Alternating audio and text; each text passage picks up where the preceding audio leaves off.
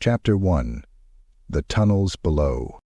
The air was thick with dust, filth, and the rank stench of sweat and mildew. Crude wooden scaffolding trembled with every tremor, every strike of chisel and claw as the underearth trembled under the feverish expansion of the Skaven horde. The tunnels of Clan Vilefang burrowed ever deeper into the crust of the world, like the gnawing teeth of 1,000 ravenous vermin. And at the very tip of this verminous spear was warlord Snarrik Foulgnaw. He stood hunched on a jagged outcrop of black-veined stone, cloaked in the flayed hide of some pale, bloated beast. His rusted armor clanked softly with every twitch of his tail, adorned with crudely fastened rat skulls and warpstone slivers that pulsed faintly with sickly green light. His face was a nightmare of scars, one eye reduced to a sunken socket covered by a plate of bronze hammered into his skull, the other gleaming with a feverish madness as he surveyed the depths being carved out before him. "Faster, faster," he hissed, spittle flecking his jagged teeth. "You dig like sick pups. I want tunnel through by night's end, or I chew bones till marrow leaks." The slaves obeyed. Scores of hunched, mange-ridden Skavens scurried below, digging, hacking, and clawing at the deep rock. Some used tools, rusted picks, bone chisels, or jagged shovels. Others used their claws until they were splintered and bleeding. The rhythm was chaotic and erratic. No harmony, no order, only the desperate, fever-pitched mania of Skaven industry. One of the slaves, thin even by Ratman standards and limping from an infected leg wound, dared to pause. That was a mistake. Snarrik leapt from his perch, landing in a twisted crouch with a growl. With startling speed for one so clad in metal, he surged forward and unsheathed his hooked blade, a grotesque cleaver etched with Skaven script and wrapped in a handle of stitched flesh. The slave barely had time to squeal before the blade cleaved down. A fountain of blood arced through the dust-laden air as the cleaver sank through shoulder and chest, slicing the unfortunate creature nearly in two. Entrails spilled onto the tunnel floor like coiled pink worms as the dying Skaven twitched and kicked, shrieking in agony. Snarrik leaned in close, breathing deep through flared nostrils. "Die slow, meat thief. Learn lesson in pain." No one else hesitated after that. Hours passed, marked only by the frantic scrabble of claws and the low chittering of whispered fear. Then, as a group of diggers cracked through a particularly dense pocket of basalt, something changed. A noise. A pulse. A hum. It began as a whisper. Not a sound exactly, but a sensation. Vibrating in their teeth, crawling under their skin. Green light flickered from a fissure in the stone. Not torchlight, not fungus glow. No, this was warpstone light, raw, unfiltered, and wrong. Snarrik turned sharply, his single eye dilated as the glow intensified. Halt, he barked, scrambling down the rubble slope. His warguard moved with him, black-furred, red-eyed, storm vermin in jagged armor, clutching halberds dripping with rust and rat blood. He pushed past the diggers, his tail lashing. He knelt beside the crack, pressing one clawed hand against the pulsating stone. It burned, not physically, not yet, but in his mind, like a sickness blooming in the marrow. Warpstone, yes, but not like the shards he hoarded, not like the crystals traded and fought over in Skaven blight. This was older, deeper, unrefined and worse, directed. It called. Snarrik rose slowly, lip curled in a snarl. "Dig more, yes. Dig with haste. There's power behind rock skin, and I want it, all of it." His warlock engineer, a twitchy, emaciated creature named Queeklick Sparkfang, shuffled forward. "Mr. Warlord? The signal, yes, the pulse. It's emitting frequency no engineer's head. I must study, yes." Snarrik slapped him aside with the flat of his cleaver. "You study when I say. First we dig, then we conquer, then you can poke, prod what's left." The digging intensified. By the time the final layer of rock crumbled, the green light was a blinding beam, shooting through the cracks like tendrils of corrupted moonlight. The Skaven screeched and covered their eyes as the tunnel opened into a black abyss. Before them stood a vast sealed gate of stone, pitch black and covered in alien glyphs that shimmered like oil. No Skaven had carved them, no dwarf or man either. They pulsed in time with a warpstone heartbeat behind the wall.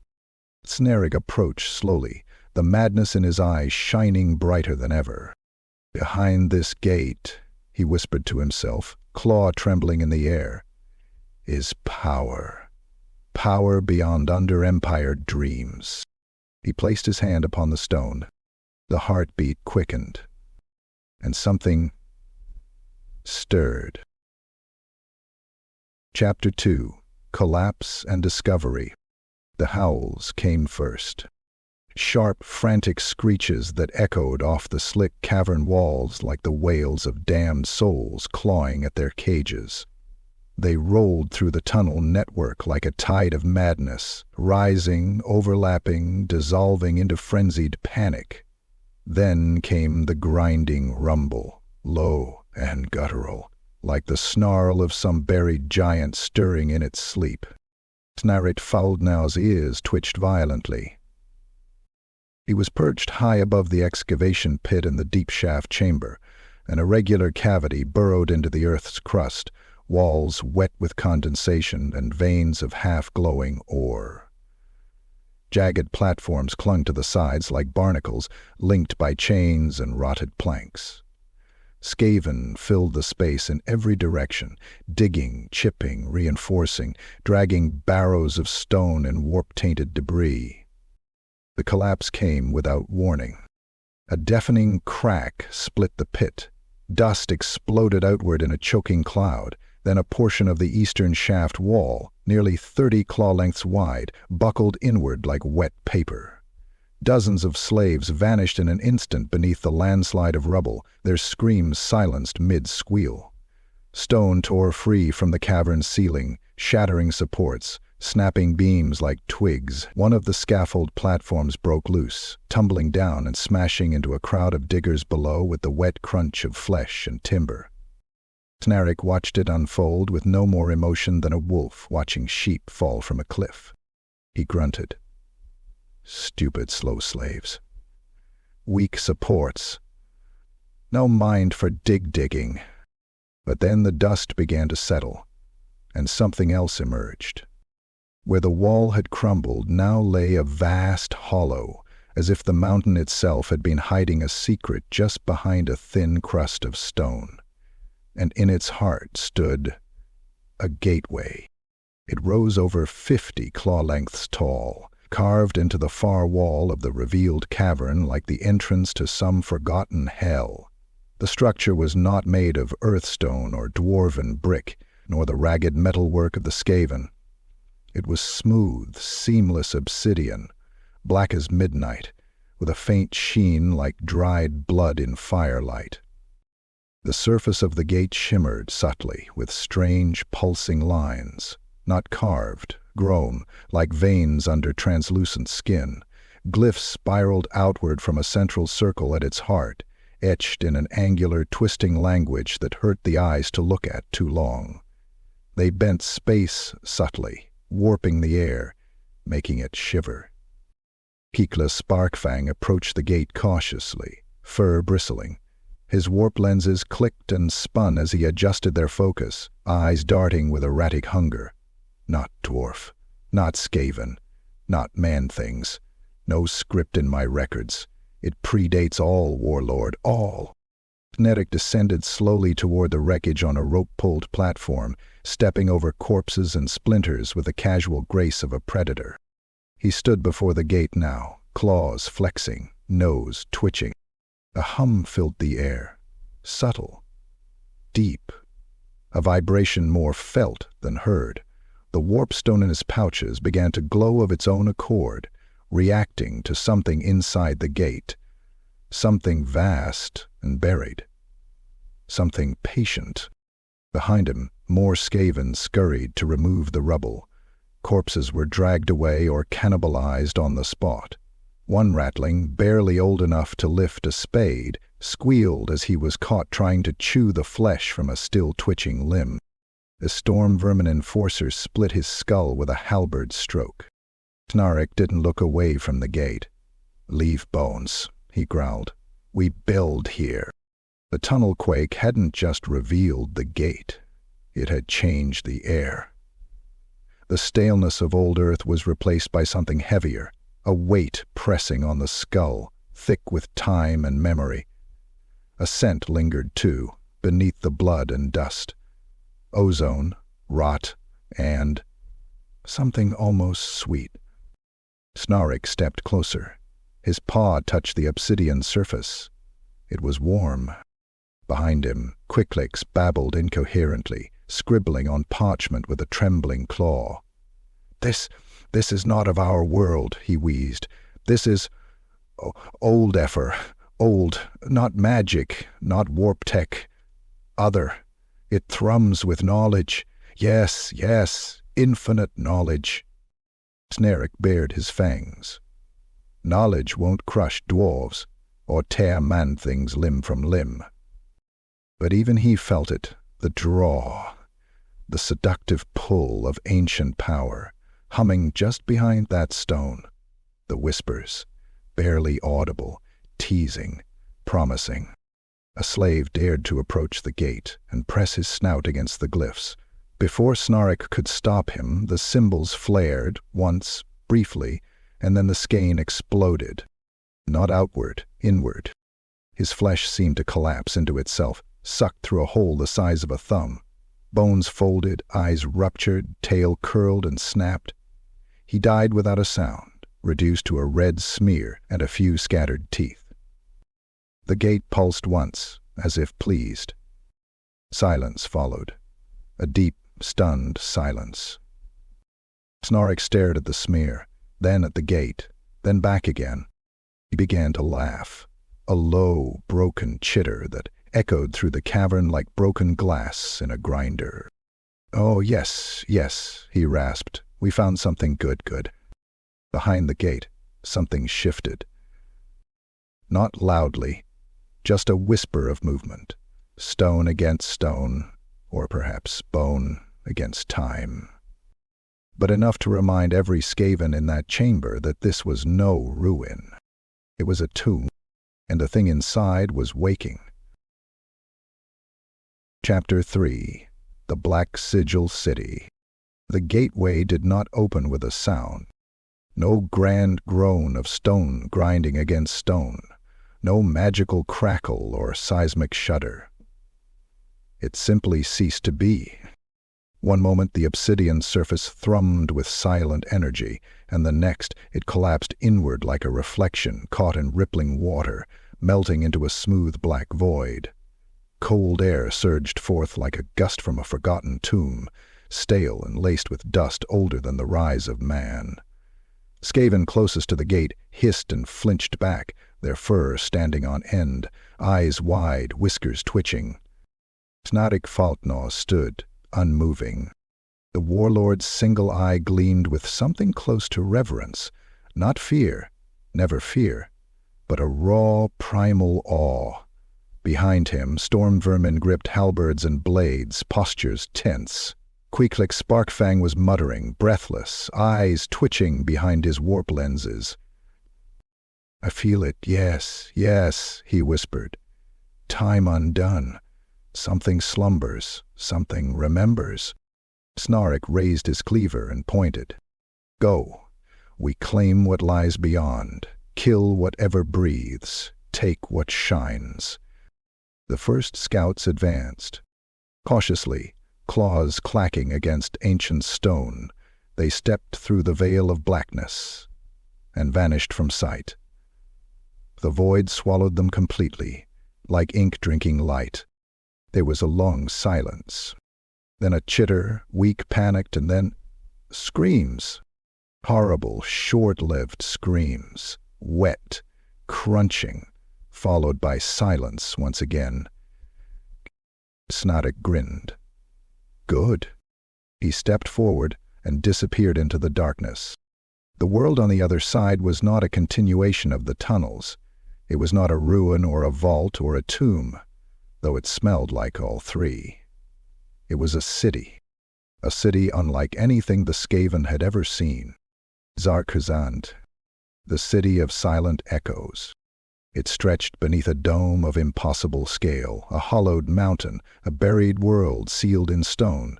The ceiling arched far above, disappearing into black, pin-pricked with what might have once been stars, or perhaps glimmering metal constructs forgotten by time. The ground was paved with tiles of black glass and etched iron, arranged in maddeningly perfect geometries that seemed to shift when not being watched. Towering structures rose in every direction, spires and bridges, pyramids and ziggurats, all built from obsidian and scorched steel. No decay, no rust, no dust. Everything was pristine, frozen in a state of unnatural stillness. Some buildings pulsed faintly with energy, like the heartbeat of a sleeping god. And the silence was alive. There were no echoes to their footsteps. No sound rebounded from wall to wall. Every Skaven breath, every sniff, every blade draw was swallowed instantly. It was as if the city itself consumed sound, feeding on it like carrion. Snarrik's booted paw crunched something beneath it. He looked down.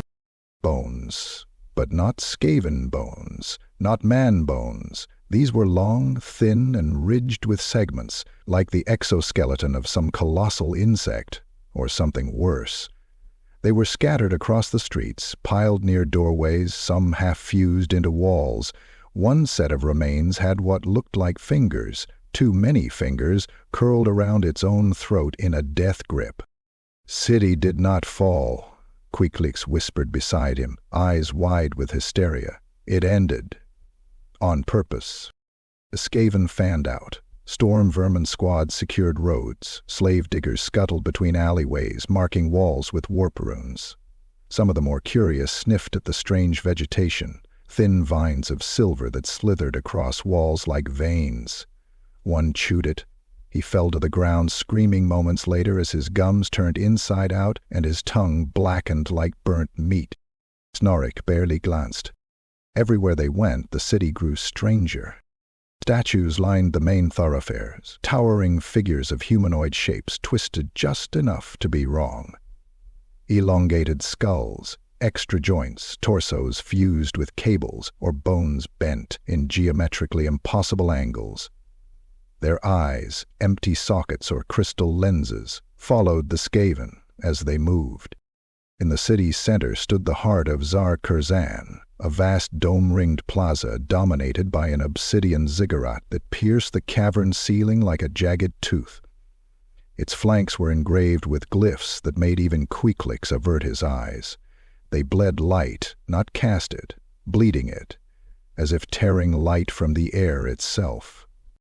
A circular door at the ziggurat's base loomed tall and closed. It was rimmed with teeth-like protrusions, each one the size of a Skaven's skull. A thick black fog coiled from beneath it, slow, oily, almost alive. The gate they'd come through sealed behind them with a soft pulse. One blink and it was gone. Panic surged in the ranks. Some of the slaves shrieked, clawing at the stone where the gateway once stood. Snarrik didn't flinch. He turned to them, his voice rising in the silence like a knife through skin. "You flee? Cowards. Weak filth. No escape. This city is ours now." A slave tried to run. Snarrik hurled a jagged warp blade into the back of his head. The body twitched once and dropped. Green sparks danced from the blade, still lodged in its skull. "Welcome to New Burrow," the warlord growled.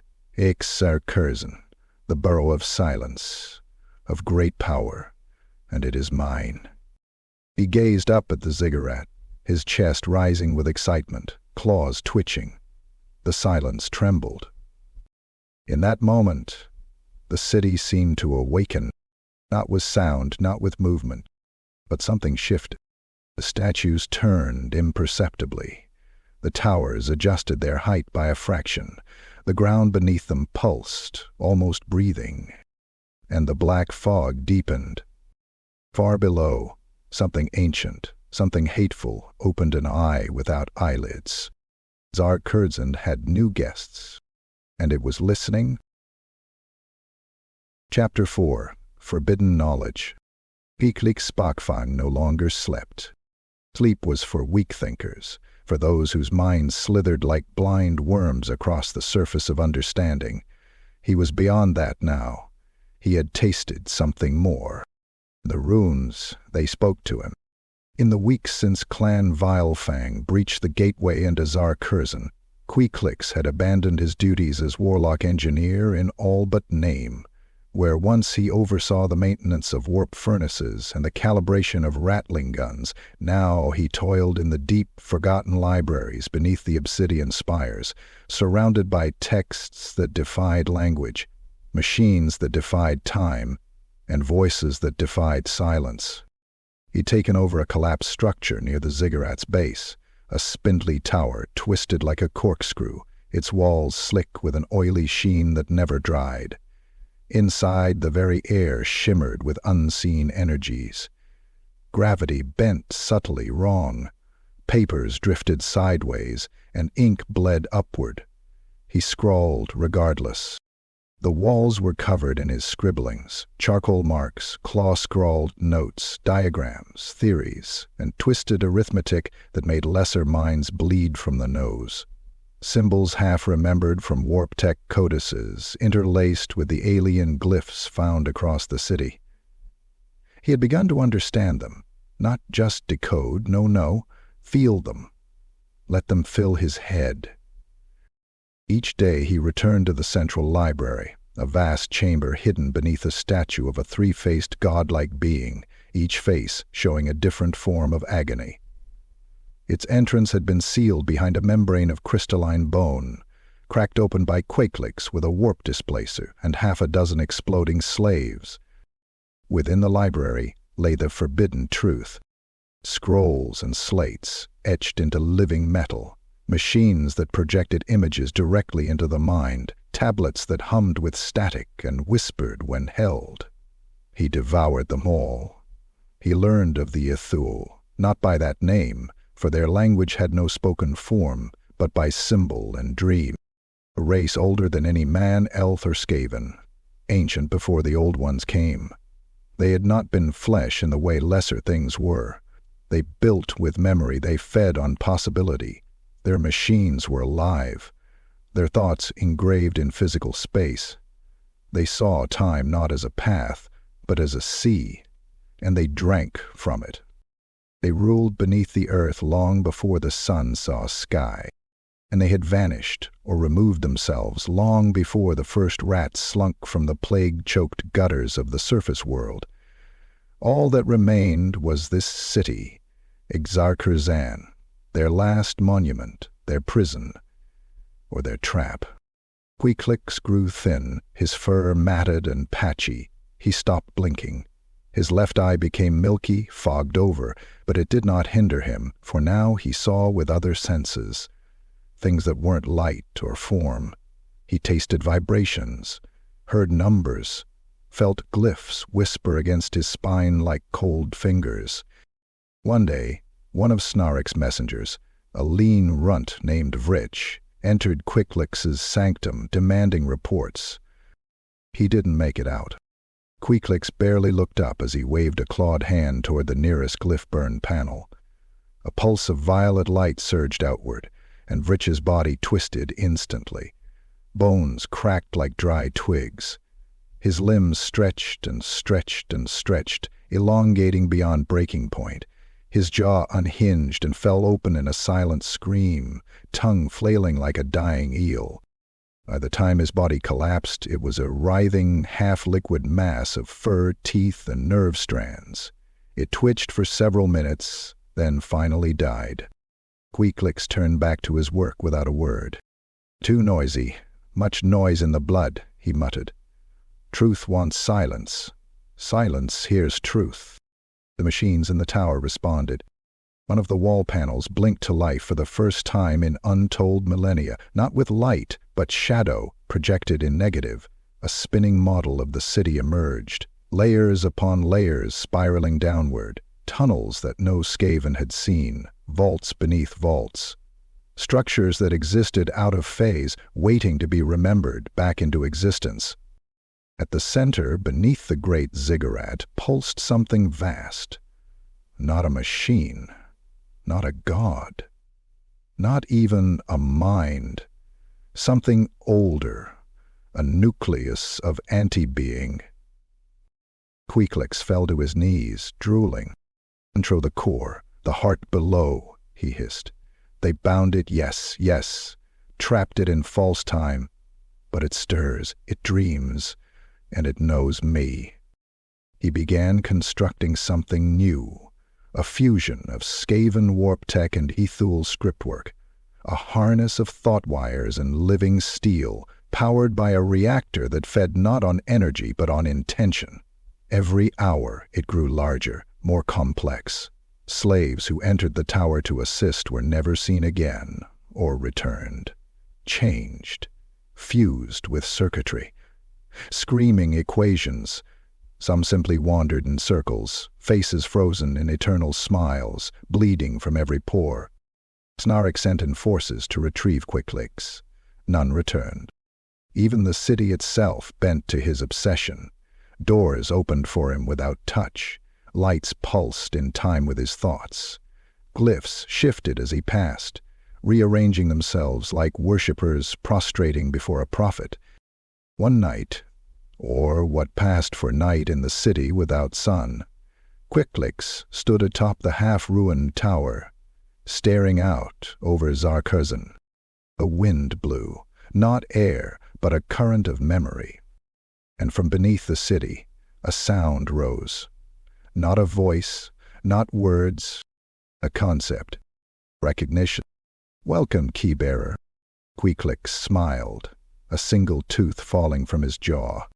I understand now, he whispered, arms outstretched. Not Skaven, not god thing, not ruin. This city is a womb, a cage, a vessel for the forgotten. And I am its midwife. Far below, something vast turned in its slumber, and for the first time in eternity, Zar Karzan breathed.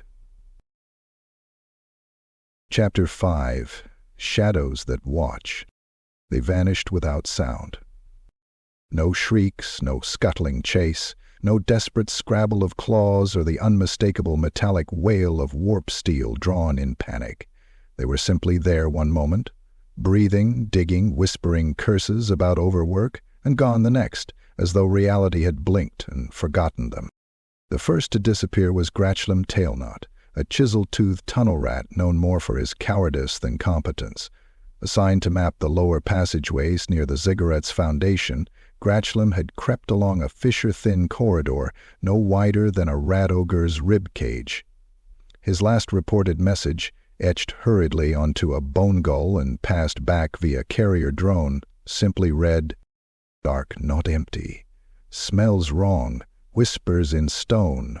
Going deeper. Scratch, scratch, scratch." And nothing. A recovery team was dispatched, led by Snikmar Bloodfang, a brutal enforcer with a taste for eating his subordinates alive for minor offenses. He and his squad were seasoned, armored in scavenged dwarfen plate adorned with warpstone studs, tails wrapped in barbed wire. They entered the same corridor. They didn't come back either. By the fourth disappearance, panic was beginning to seep through the colony like taint water through stone. Skaven are not known for courage. Suspicion and terror gripped them faster than any disease. Whispers slithered down the tunnels, stories spreading like plague. Shadows move when you don't look. I saw one climb out of the wall, like smoke, but with claws. No sound. They don't make sound. Just take. One claw worker, drenched in his own urine, claimed to have seen one of the missing Snikmar, but his mouth had been sewn shut with black tendrils and his eyes replaced by glyph-marked stone. When approached, the figure simply dissolved into mist and vanished into the floor. Snarrik Foulgnaw responded with fury. Not fear. Fury. He gathered his core guard, the Black Fangs, his personal storm vermin elite, and marched into the lower districts, trampling slave dens and pulling terrified diggers from their burrows by the tail. His breath steamed with rage, his good eye wild and bloodshot, the other still sealed behind his crude bronze mask.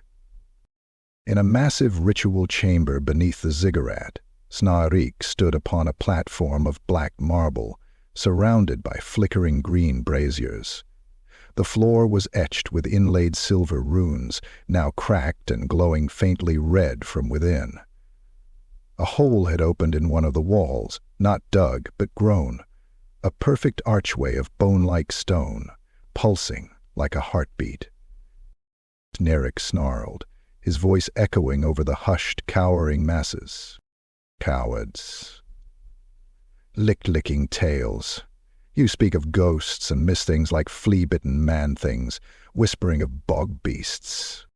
He drew his war-cleaver and embedded it in the skull of the nearest slave for emphasis. Blood splattered the stone. The body twitched once and then lay still, the stench of voided bowels rising into the already foul air. Snarrik didn't stop. We are Vilefang. We bite deep into the world's bones. We do not tremble at shadows. We tear them apart. He ordered teams into the black-growth tunnels, not scouts, not diggers, warriors. Entire packs of fang-clad killers, storm vermin, even a hulking rat ogre fitted with arc cannons grafted into its spine. Only half returned. Those that did came back. Wrong. One was missing his eyes, but kept saying he could see shapes behind the walls. Another's fur had turned white and fallen out entirely, revealing raw, pulsing skin that writhed like something was moving beneath. One warrior gripped his own face until it tore free, shrieking that it wasn't his. They talked of impossible spaces, hallways that looped in on themselves, doors that led to the same room no matter how many turns were taken. One room, endlessly repeated, filled with statues of Skaven, each with the exact face of the one entering. And all the statues were watching. One survivor kept whispering a phrase over and over, drool pouring from his slack mouth. They remember us. They see us. They wait behind the skin. Snarrik had them all executed. Quietly. Before the others could hear more. He called for Queeklik Sparkfang, but the warlock engineer no longer answered calls. Queeklik's tower had become something else, part machine, part temple. It shifted subtly when watched, groaning with breathless tension, occasionally weeping viscous green fluid from its joints. No one who entered it returned. Snarrik snarled, pacing his chamber like a caged doom wheel. The city had changed. The silence was no longer passive. It watched. You could feel it, behind the walls, in the black glass of the buildings, in the glistening slime that now coated parts of the ziggurat. Statues had turned. Roads had reformed. Entire structures had moved during the night, blocking paths or opening into places that hadn't existed before. Zar Karzan was awake. But Snarrik was not about to submit. He assembled a force of 50 claw-picked warriors, rat ogres, warp-lock gunners, and a new engine creature built from scavenged warp tech and the remnants of one of Queeklik's early constructs. Their orders were simple. Deeper. Past the rot halls. Past the blackroot vines. Past the tunnels of never return. Find the source. Find what moves makes shadows, bring me heads, or die. And so they marched, vanishing into a spiral tunnel that oozed black mist, its walls coated in fleshy growths that pulsed when touched. They did not sing, they did not chant. The silence was too heavy, too sharp. Hours passed. Then the screaming began. Not the usual panic of battle. No clang of blade, no roar of fire, only the slow, high-pitched wailing of pain without end, the kind that claws into the soul. It echoed faintly up the tunnel mouth. Then silence. One body was thrown back, not walked, thrown. It skidded across the marble floor like a discarded toy. Snarrik approached it slowly. It was still twitching, barely alive. It was his lieutenant, or what was left. His lower half had been replaced by roots of black metal, sprouting from his pelvis like a nest of tendrils. His eyes were gone, replaced with slick orbs that blinked independently. His mouth was fused shut, with bone grown from his own jaw. Something was carved into his chest, from the inside, glowing faintly. "You are not the first." Snarrik turned to the others. His grin was a rictus of fury and madness. "Dig deeper." Chapter 6. Vaults of the Ancients. The descent into the vaults began with blood. Snarrik Foulgnaw's war party, what remained of it, emerged from the depths of a slime-choked stairwell beneath the ziggurat's second spine. They were fewer now. The rat ogres had gone first, snatched into the dark by things with too many limbs. Several storm vermin had gone mad, stabbing themselves through the ears to silence the whispers that burrowed into their skulls. One simply exploded, body distended and then ruptured, as if something inside had outgrown its cage. But Snarrik pressed on, claws trembling not with fear but anticipation. Madness danced behind his eye like a candle in a drought. He could feel it beyond the pain, beyond the silence, something calling, promising power that no warlord in Skaven Blight had ever even dreamed of. Now, at last they reached it, the vaults of the Ancients. They stood at the mouth of a colossal doorway, hewn not by tool but by design, as if the world itself had been molded around the entrance. The arch pulsed faintly, like a heartbeat buried under flesh. Beyond it lay a descent into darkness so pure that even warp globes sputtered and dimmed, swallowed by the unnatural black. When they stepped inside, the world changed. The vaults were not halls or tunnels. They were space-folded in impossible geometries. The Skaven found themselves in a chamber wider than the mountain above it, suspended in a gravity-defying void, bridges of glass and bone-like alloy stretching out in spiraling webs. Towers floated upside down, blinking with lights that flickered to an unknowable rhythm. Screens of flickering shadow hovered mid-air, projecting images not meant for mortal minds. Machines lined the chasm floor, taller than any ziggurat in Skaven Blight, shaped like skeletons of long-dead gods. They were dormant, but not dead. Their hulls breathed, their joints twitched. Gears the size of buildings turned once every hour, as if slowly waking from an eon-long sleep. Snarrik padded forward, ignoring the whimpers of his guard. Before him stood a monolith, floating without anchor, a cube of black steel, etched with runes that shifted when watched. One side blinked open like an eye, revealing a chamber within, lit by pale violet light, filled with things. Not relics, not weapons. Artifacts of the impossible.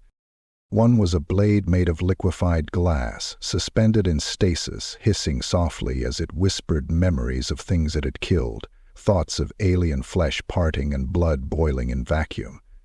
Another was a coil of serpentine tubing that writhed on its own, attaching itself to the nearest slave and burrowing into his spine before anyone could stop it. The slave screamed, a high-pitched, gurgling cry that turned into a language not spoken by any race in the world. His eyes rolled back and his hands twisted into claws that etched equations into the floor with his fingernails, until they cracked and bled. Snarrik didn't stop him. He simply watched. Other chambers revealed constructs of bone fused with crystal, bodies preserved in fluid tanks that twisted and mutated when approached. One held a being, vaguely humanoid, but limbless, suspended in a silver web that fed it thoughts from a pulsing core nearby. Its mouth was sewn shut. Its eyes watched and bled black tears. Queeklik Sparkfang arrived hours later, summoned by wordless pulse beacons sent through the black metal walls of the city. He came not as a ratman, but something halfway between engineer and conduit, flesh scarred with runes, metal plates grafted into his jaw, one arm replaced entirely by a construct that oozed data in the form of vibrating mist. Deal with it, he looked upon the vaults and wept. Ether, these are their gifts, yes, yes. Machines of remembrance, devices for bending thought. They do not make war with weapons, they make war with perception. These vaults are not armories, they are engines of memory. Snarrik snarled. Can they kill, burn dwarf flesh, flay empire skins, then take them all? Queeklik chittered madly, stumbling forward to a panel inscribed with hexagonal glyphs. His fingers danced across it, guided by instinct he no longer understood. The machine responded, a hum rising as lights flickered awake for the first time in aeons. The vault shifted. Walls unfolded. Chambers opened. A great spire descended from the ceiling, hundreds of feet long, lined with containment pods, each pulsing softly. Inside each pod, a creature. Some were like Skaven, but elongated, perfect, devoid of hair, covered in circuit veins that pulsed with internal light. Others were incomprehensible, starfish shapes with too many eyes, writhing masses of mouth flesh, sentient clouds frozen in cages of mirrored glass. All dormant. All waiting. One pod cracked. Not shattered, opened. Something crawled out. Thin, tall. Its limbs moved wrong, one joint too many, one elbow too far back. No face, only a smooth plane of skin with pulsing glyphs where eyes should be. It stood silently, then looked directly at Snarrik. Not with eyes, with intention. A wave of pain shot through every Skaven in the chamber. Teeth shattered, bones cracked. One storm vermin began chewing off his own fingers. Another dropped his weapon and urinated in terror before his head simply caved in from pressure. Snarrik growled, blood streaming from his nose, and lifted his cleaver. With a war cry, he launched forward, bringing the blade down in a warp-fueled arc. The creature didn't move. The blade struck home and passed through harmlessly. The thing wasn't there, or wasn't yet, or had already been. Then it vanished. Gone. Queeklik dropped to his knees. They test us, he croaked. They remember us. These vaults, they judge all intruders, not by strength, by potential. Snarri spat, shaking with rage. I'll show them potential. We take everything, build war gens, march to Skaven Blight with relics of gods, burn world to ash. And so they began their harvest. Relics were gathered, machines dismantled, corpses disappeared into vats of pulsing fluid to be reborn as war beasts. The Skaven scurried and cheered, drunk on future glory. None noticed that the vaults did not sleep again. They watched, and in the deepest chamber, beneath layers of machinery older than memory, something pulsed once and opened its eyes. Chapter 7. The Nameless Chamber. The discovery was not heralded by triumph or ceremony. It came with a scream, short, wet, and quickly silenced. A slave digger named Vrok had been probing the subterranean tier beneath the ziggurat's root temple, a place avoided even by the warp-maddened warlock engineers, who claimed the walls whispered when scratched, and dreams bled through the stone. Vrolk's chisel struck not earth, but hollow steel. The sound rang out like a bell muffled by grave dirt. Moments later he was gone. No body, no trail, only the faint imprint of his claws, splayed in terror, etched into the ash-covered floor. Yet the dig site had been marked. Snarrik Foulgnaw arrived 3 hours later, leading a full kill pack of armored storm vermin and 3 plague priests from the cult of the Bleeding Maw. They descended through a wound in the ground, an artificial sinkhole lined with clawed scratches, black mold and twitching moss that hissed when trodden upon. At the base of the spiral descent was a door. No hinges, no frame, no lock. Just a perfect disk of solid obsidian fused into the stone wall, etched with glyphs that shimmered with oily light. They weren't like the rest. These runes didn't shift, didn't whisper or change when stared at. They were fixed, as though branded into the fabric of the world itself. And at their center a single phrase. The first one below? Queeklik's Sparkfang arrived moments later, wheezing and leaking silvery fluid from his ear vents. He stared at the door, then fell to his knees and vomited bile that sizzled against the floor. His breath came in rasps. This chamber. It holds the keystone, the thought root, the alpha memory. Snarrik ignored his babbling. Break it open. Ore drills were brought forward. Engines screamed to life. Black sparks spat from their tips. The obsidian didn't resist. It yielded. The door didn't shatter. It peeled back, layer by layer, like skin being flayed from a corpse. Behind it was not a chamber, but a void, a space so perfectly dark that it ate light, depthless, wrong. Then the torches caught, and the chamber revealed itself. They stood at the precipice of a vast underground sanctum, unlike anything yet seen in Xar-Kurzan. The ceiling rose beyond sight, a dome covered in whorls of living circuitry that pulsed faintly like the webbed veins of a still-beating heart. The air was thick, not with dust or mold, but with memory, cloying, psychic weight, pressing down into the soul like a millstone of ancient thought. At the center of the chamber stood the sarcophagus. It was a monolith, carved from a single block of obsidian metal alloy, enshrined upon a dais of black bones fused with crystal. 10 spires rose around it like jagged teeth, all pointed inward.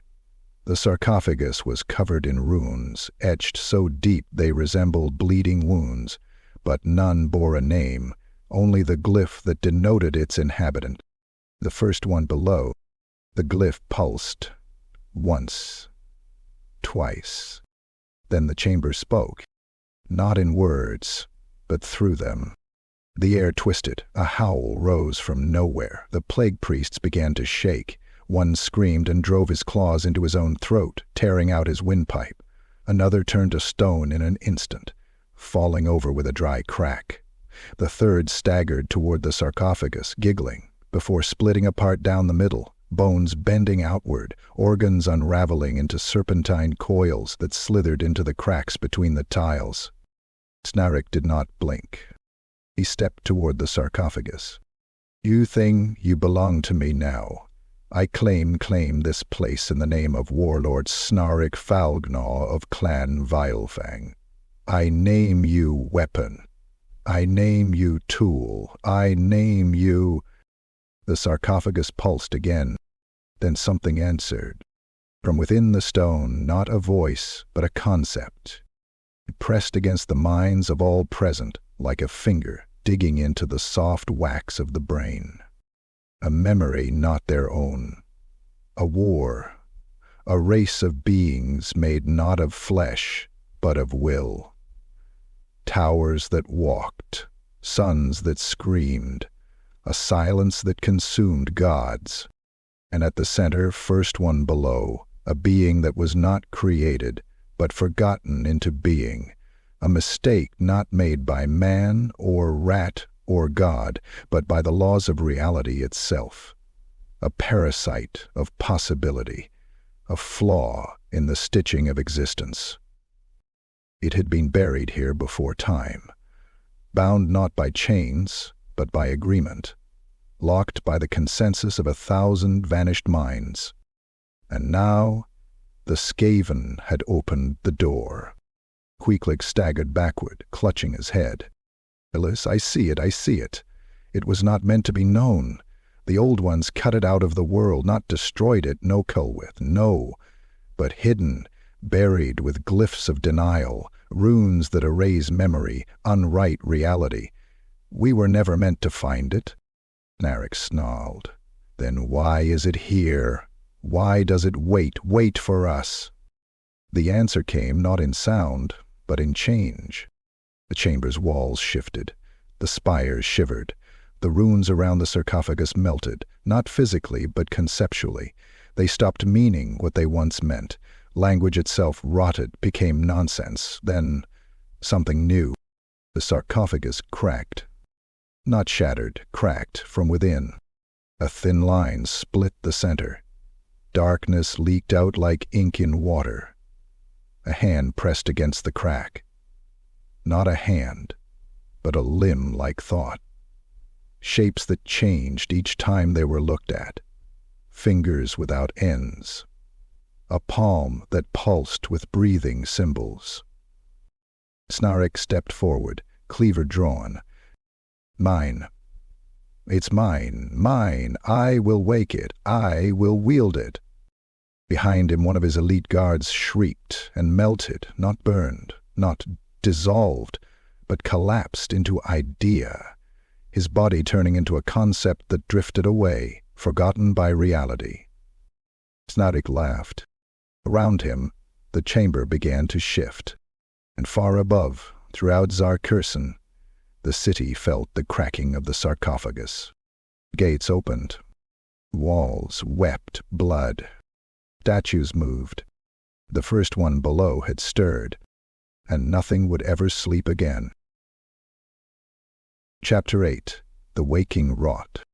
The first coughing began before sunrise, if such a thing existed in a city buried beneath the bones of the world. It was a sound unlike the usual Skaven wheezing and scratching. This was wet, bubbling, a frothy hack that ended in a squelch of lung tissue flung onto the floor. One of the tunnel watchers, a mangy wretch named Flitchek, collapsed mid-patrol near the vault's edge. His comrades found him writhing, limbs twitching in unnatural spasms, yellow foam streaming from nose and ears. His eyes had turned pale green. He smiled with all his teeth before they began to fall out, one by one, with soft little plinks. By the time they dragged his spasming corpse to the lower plague pits, the first plumes of fog had begun to spill from the cracks. It wasn't normal mist. It seeped, not rolled, and glowed faintly, a green luminescence that flickered with subtle pulses like breath. It bled out from ventilation ducts, floor slits, and carved pipes no Skaven had laid claw to. With every tendril it extended came the stench, rot mixed with metal, the perfume of old disease buried too long. The fog whispered when it moved, not in words but in tone, suggestions of syllables, fragments of meaning, never meant to be heard. Warp globes dimmed in its presence. The first exposure didn't kill, not right away. It changed. Fur began to slough off in damp clumps. Teeth rotted out overnight, skin blistered and peeled, revealing layers of raw flesh marked with spiral symbols that moved when not watched. Some Skaven found themselves coughing up insects, small, twitching, translucent things with too many legs that screamed in tiny voices. And yet, not all perished. Some thrived. These ones stood taller. Their sores didn't weep, they hissed. Their bellies bloated like plague drums, pulsing with inner heat. Warpstone shards embedded in their flesh glowed brighter. They spoke in tongues. They breathed the fog deep and laughed. Skuri Moletooth noticed them first. He was already half-mad, like most plague priests, a stooped, robed abomination with weeping eye sockets and a tail as thick as a man's arm, crusted with boils that whispered prayers in the night. He'd come to Xar-Kurzan with 3 carts of diseased relics and a choir of fever-maddened vermin chanters.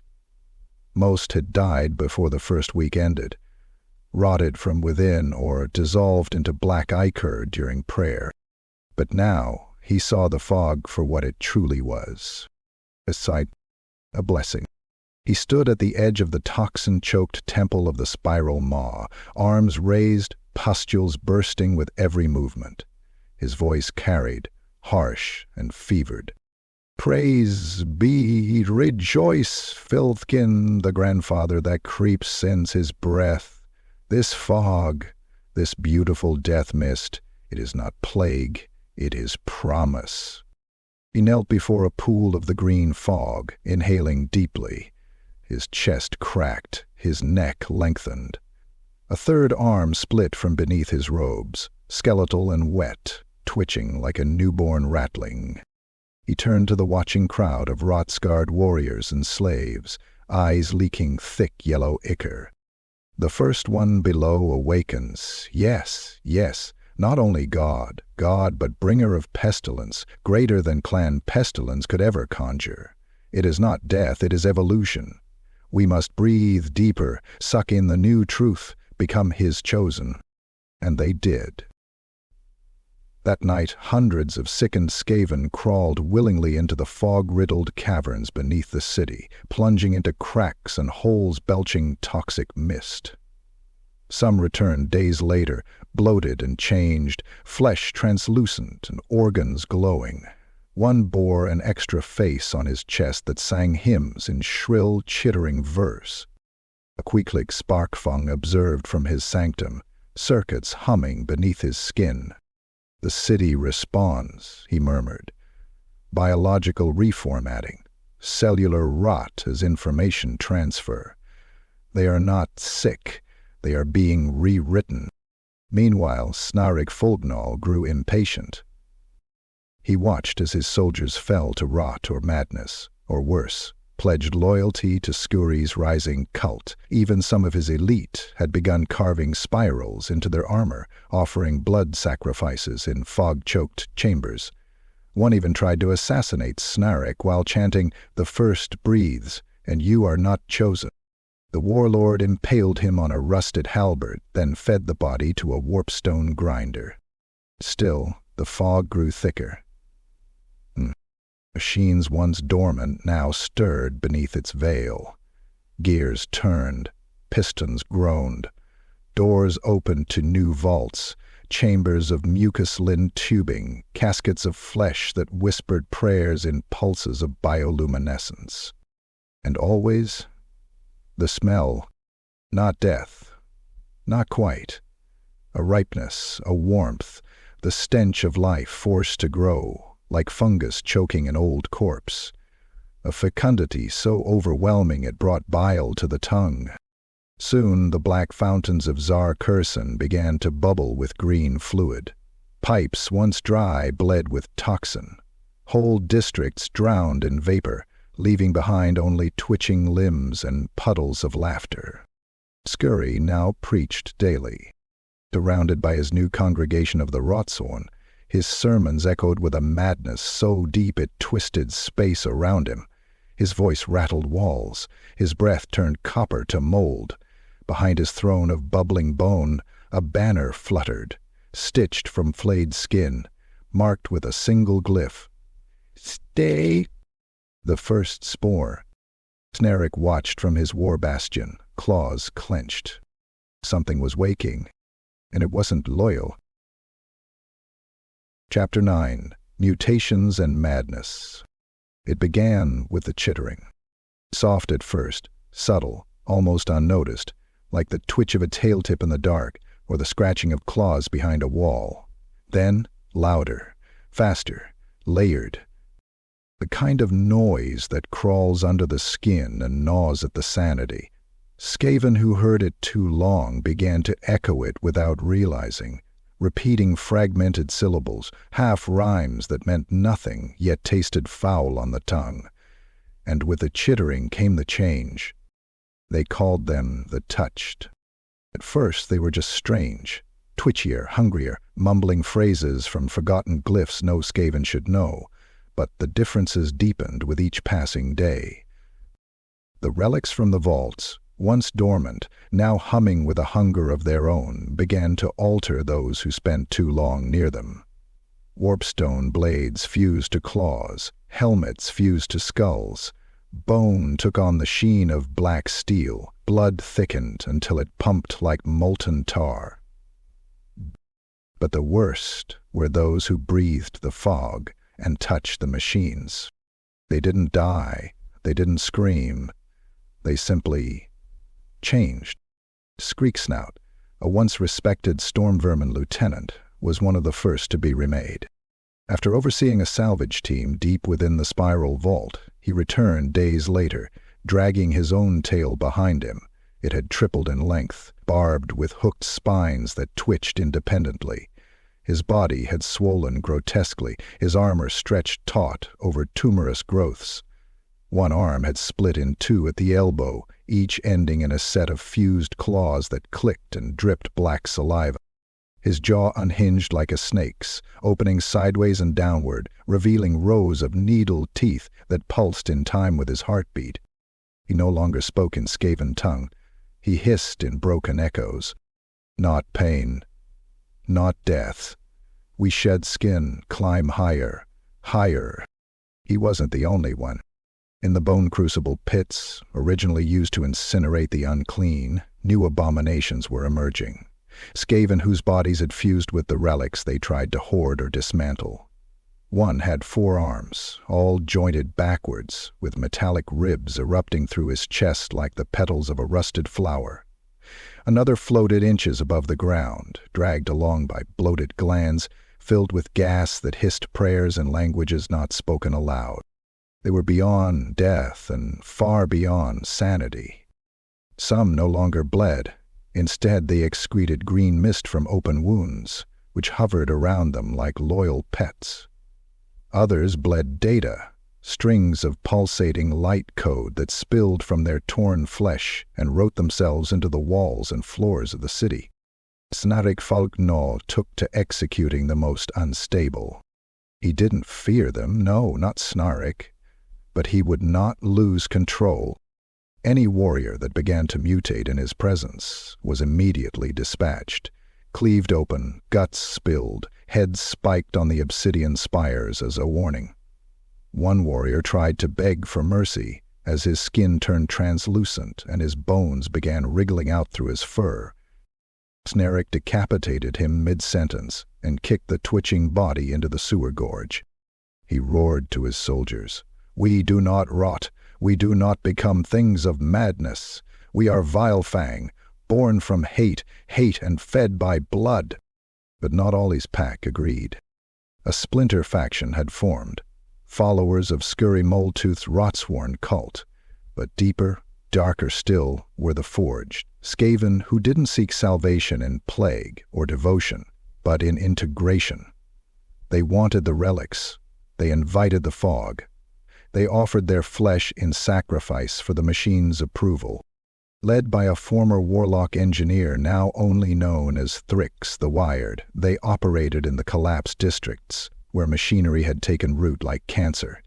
Their bodies were raw blueprints of horror, limbs replaced by weapons, brains split and spliced with thought nodes, spines replaced with coil-fused servo rigs that sparked with every movement. Thrix had no mouth, only a speaker embedded in his throat that spat language in bursts of static and code. Skreek / evolution / render equals flesh +++, expression / yes. They didn't worship the first one below. They sought to become like it. Snarrik sent an extermination team into the forged sectors. Only one returned. Barely. His body was half-eaten. His fur had been replaced with rows of wire-hook implants, His skull had been hollowed and filled with writhing rat tails that blinked. His final words gurgled through a neck torn by fangs. "They are Skaven's shape, only to mock it. They are birthing something new."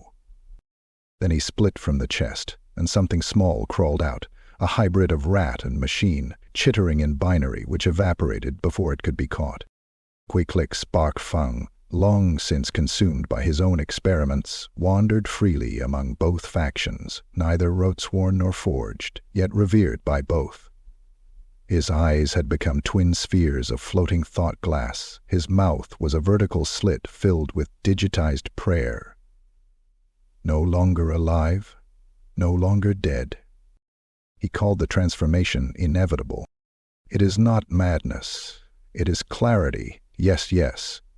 We were meant for small things, but now the city shows us more. We are larvae. This is the hatching. More Skaven fell each day. More rose again, changed. Xar-Kurzan had become not a city, but a womb. And the creatures it birthed would not be Skaven, not anymore.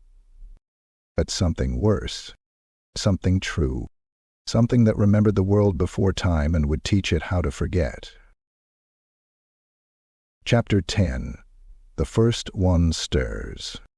Deep beneath the bones of Zar Karzan, where even memory dared not linger, it moved. The stirrings began as vibrations in the thought layer, not sound, not motion, but pressure behind the eyes, a flex of unreality that made the very walls of the city contract, as though Xar-Kurzan were a great beast preparing to exhale.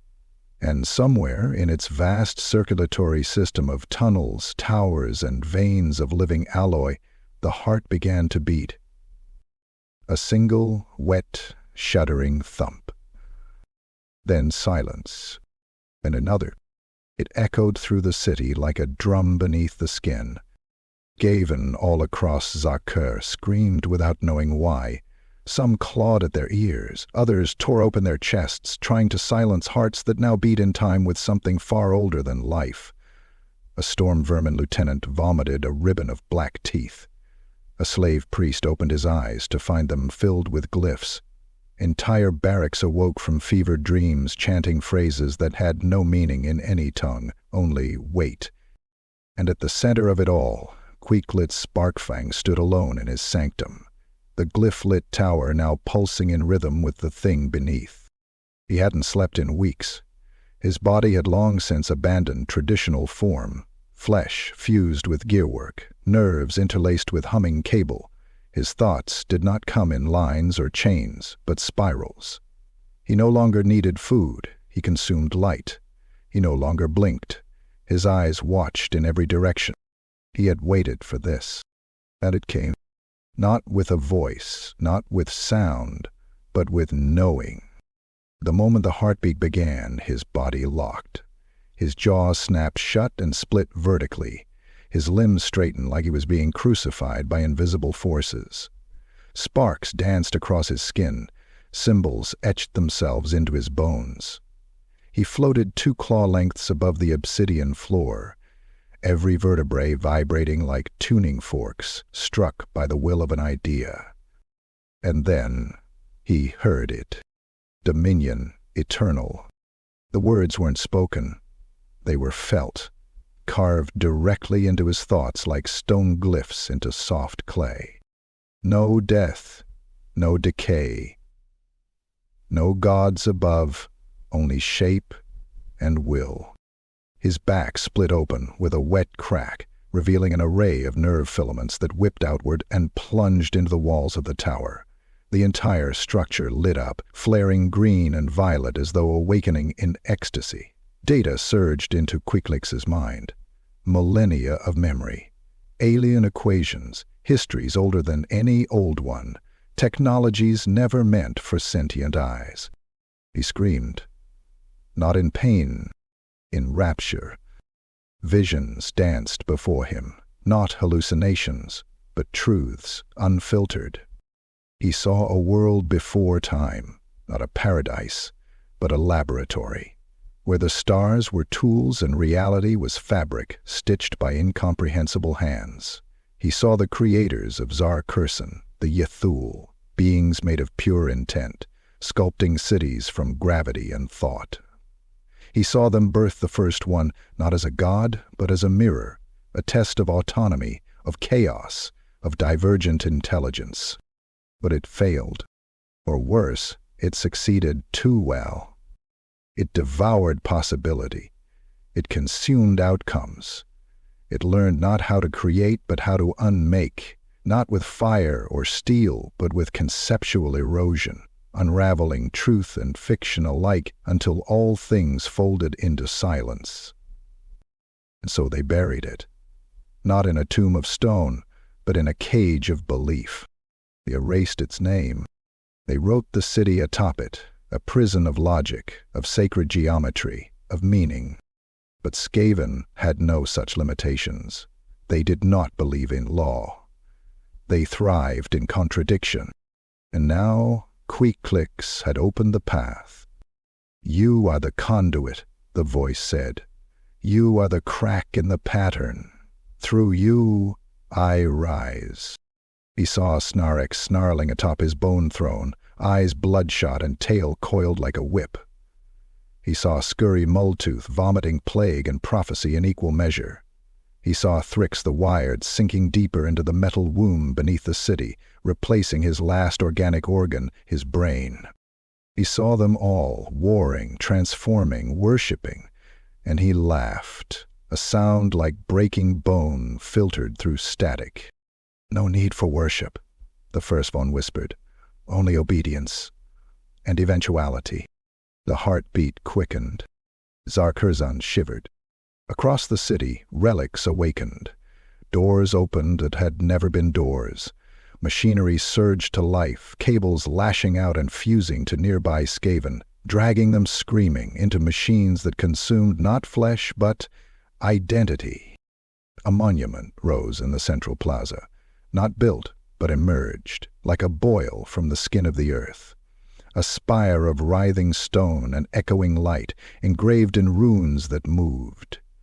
It was shaped like no Skaven structure, not even a tool. It was the first one's eye. It had no pupil, no iris, just a single, perfect, watching glyph. And it turned to face Queeklix. He knelt, not in reverence, but in transmission. "I accept," he chittered, voice doubled, tripled, quadrupled, the sound of 1,000 Queeklixes speaking through one mouth. "Let dominion be made." Far below, the sarcophagus cracked again. This time, a hand emerged, impossibly long, tapering into 5 claw-like fingers that bent backward at the joints, each marked with a single wordless sigil. The fingers tapped the stone once. Reality screamed, and the first one below began to rise. Chapter 11. Civil Strife. The first blade was drawn beneath the oozing arch, and from that moment, Zar Karzan bled not just fog and madness, but war. Clan Vilefang had split not by proclamation, not by oath, but by instinct. The city's whispers had seeped into the cracks of loyalty, eroding obedience like acid in the bones. It was not betrayal that sparked the civil strife. It was conviction, raw, fevered, holy. On one side stood warlord Snarrik Foulgnaw, towering over his dwindling command like a mountain of rusted steel and feral will. His eye was bloodshot with sleepless rage, tail twitching, armor dented from battles both real and imagined. His throne had grown darker, fused now with broken relics and war trophies torn from his own lieutenants. Behind him, the Black Fang Guard, clad in stabbinged dwarfen plate and stitched bone, waited for orders with claws slick from disciplinary execution. Opposing him stood the conduit, Queeklix Sparkfang, or what remained of him. No longer flesh, no longer Skaven in the traditional sense, Queeklix moved like vapor wrapped in alloy, His jaw hung open permanently, his throat replaced by a speaker array that rasped out prophecy in alien harmonics. His form was half-exposed circuitry, bound together with pale sinew and warp cables.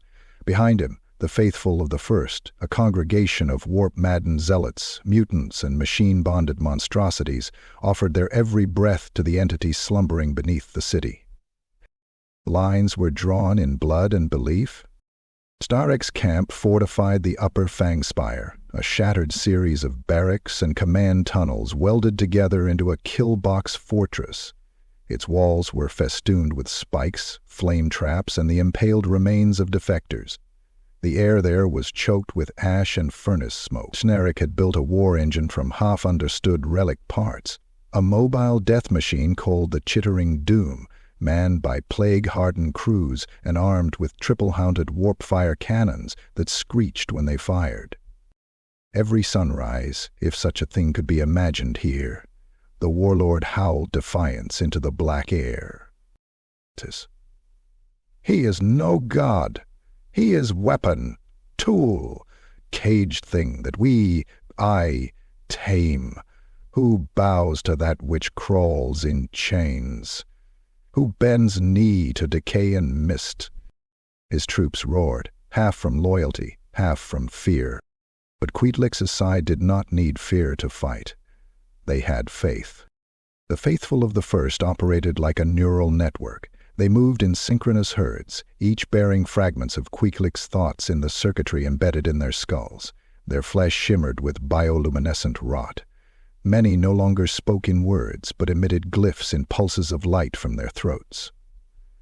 Entire squads were fused together by wire and muscle, fighting as single composite organisms, packs of snarling theology. The first true battle came in the shattered cathedral, once known as the Spiral Maw, now renamed the Mouth Below. Snarrik's strike force, 40 storm vermin, a warlock engineer chained to a power pack, and 2 beast mutants fed on warpstone and bile, stormed the structure in a frontal assault. The initial advance was brutal. Walls caved under the weight of Skaven fury. Rotsworn were incinerated by warp fire blasts. Their fungal banners ignited and screamed as they burned. Storm vermin surged through bone-lined aisles, blades raised, hacking down chanters and relic keepers with savage glee. One of the war beasts tore through a wall, grabbed a deacon by the head, and smashed him into paste against a glyph-covered pillar. Victory seemed imminent, until the chanting began. The faithful had been waiting. From beneath the cathedral floor they rose. First came the vox-wrought Skaven with hollowed mouths, their tongues replaced with vibrating crystal. Their chants emitted waves of sonic distortion that liquefied internal organs. Storm vermin doubled over, eyes bursting, blood gushing from ears. The air shook. Then came the conjoined choir. A fused cluster of 12 Skaven melded into one flesh-wrapped tower of limbs and eyes, each head spouting scripture while vomiting green fire from sockets. They advanced slowly, bleeding data and smoke. Wherever they walked, walls melted. The tide turned. Snarrik's forces were cut down, not by blade but by belief weaponized. One storm vermin was flayed open by a whip of living scripture. Another exploded when a vox-rot touched his helmet, whispering a concept too complex for his brain to bear. Only 7 made it out. Snarrik decapitated 2 of them for cowardice. In retaliation, he sent the Chittering Doom. The machine rolled through Zar Khazand's arterial pathways, spitting fire, acid, and steel. It crushed a dozen faithful beneath its treads, seared scores more into twitching ruin. For a moment the tide seemed to turn, until the faithful sacrificed themselves, one by one, crawling beneath the tank with relics clutched to their chests. With a pulse of light and thought, the relics detonated in silence. The machine did not explode. It froze. Then it unraveled. Not physically, but conceptually. reduced to abstract equations that drifted like mist and forgot how to exist. The crew inside was fused together, brains looping into a shared dream that never ended. Snarrik lost half his command. He responded with fury. Assassins were unleashed, warp-infused blades, claw-strike teams fed on speed potions, infiltrators dipped in cloaking ichor. Their mission? Kill Queeklix, sever the head, burn the rot. They reached the base of the spire. None made it back, and was later found embedded into a wall, arms spread, with his own nerves stitched into a living glyph that pulsed whenever it was looked at. End quote. The Civil War became more than bloodshed. It became philosophy in violence. Snarrik declared loyalty to the Skaven creed, to domination, conquest, expansion, and the supremacy of the claw. Queeklix offered something else. Ascension through integration with the First One's memory, not worship, but acceptance of the inevitable evolution. One sought to remain rat, the other sought to become something else. And below them both, the First One watched. At every drop of blood, every whispered oath, every scream carved into the bones of Zar Karzan, it stirred again, and the city obeyed. Chapter 12. Machine Reborn. It began with a vibration so deep it couldn't be heard, only felt.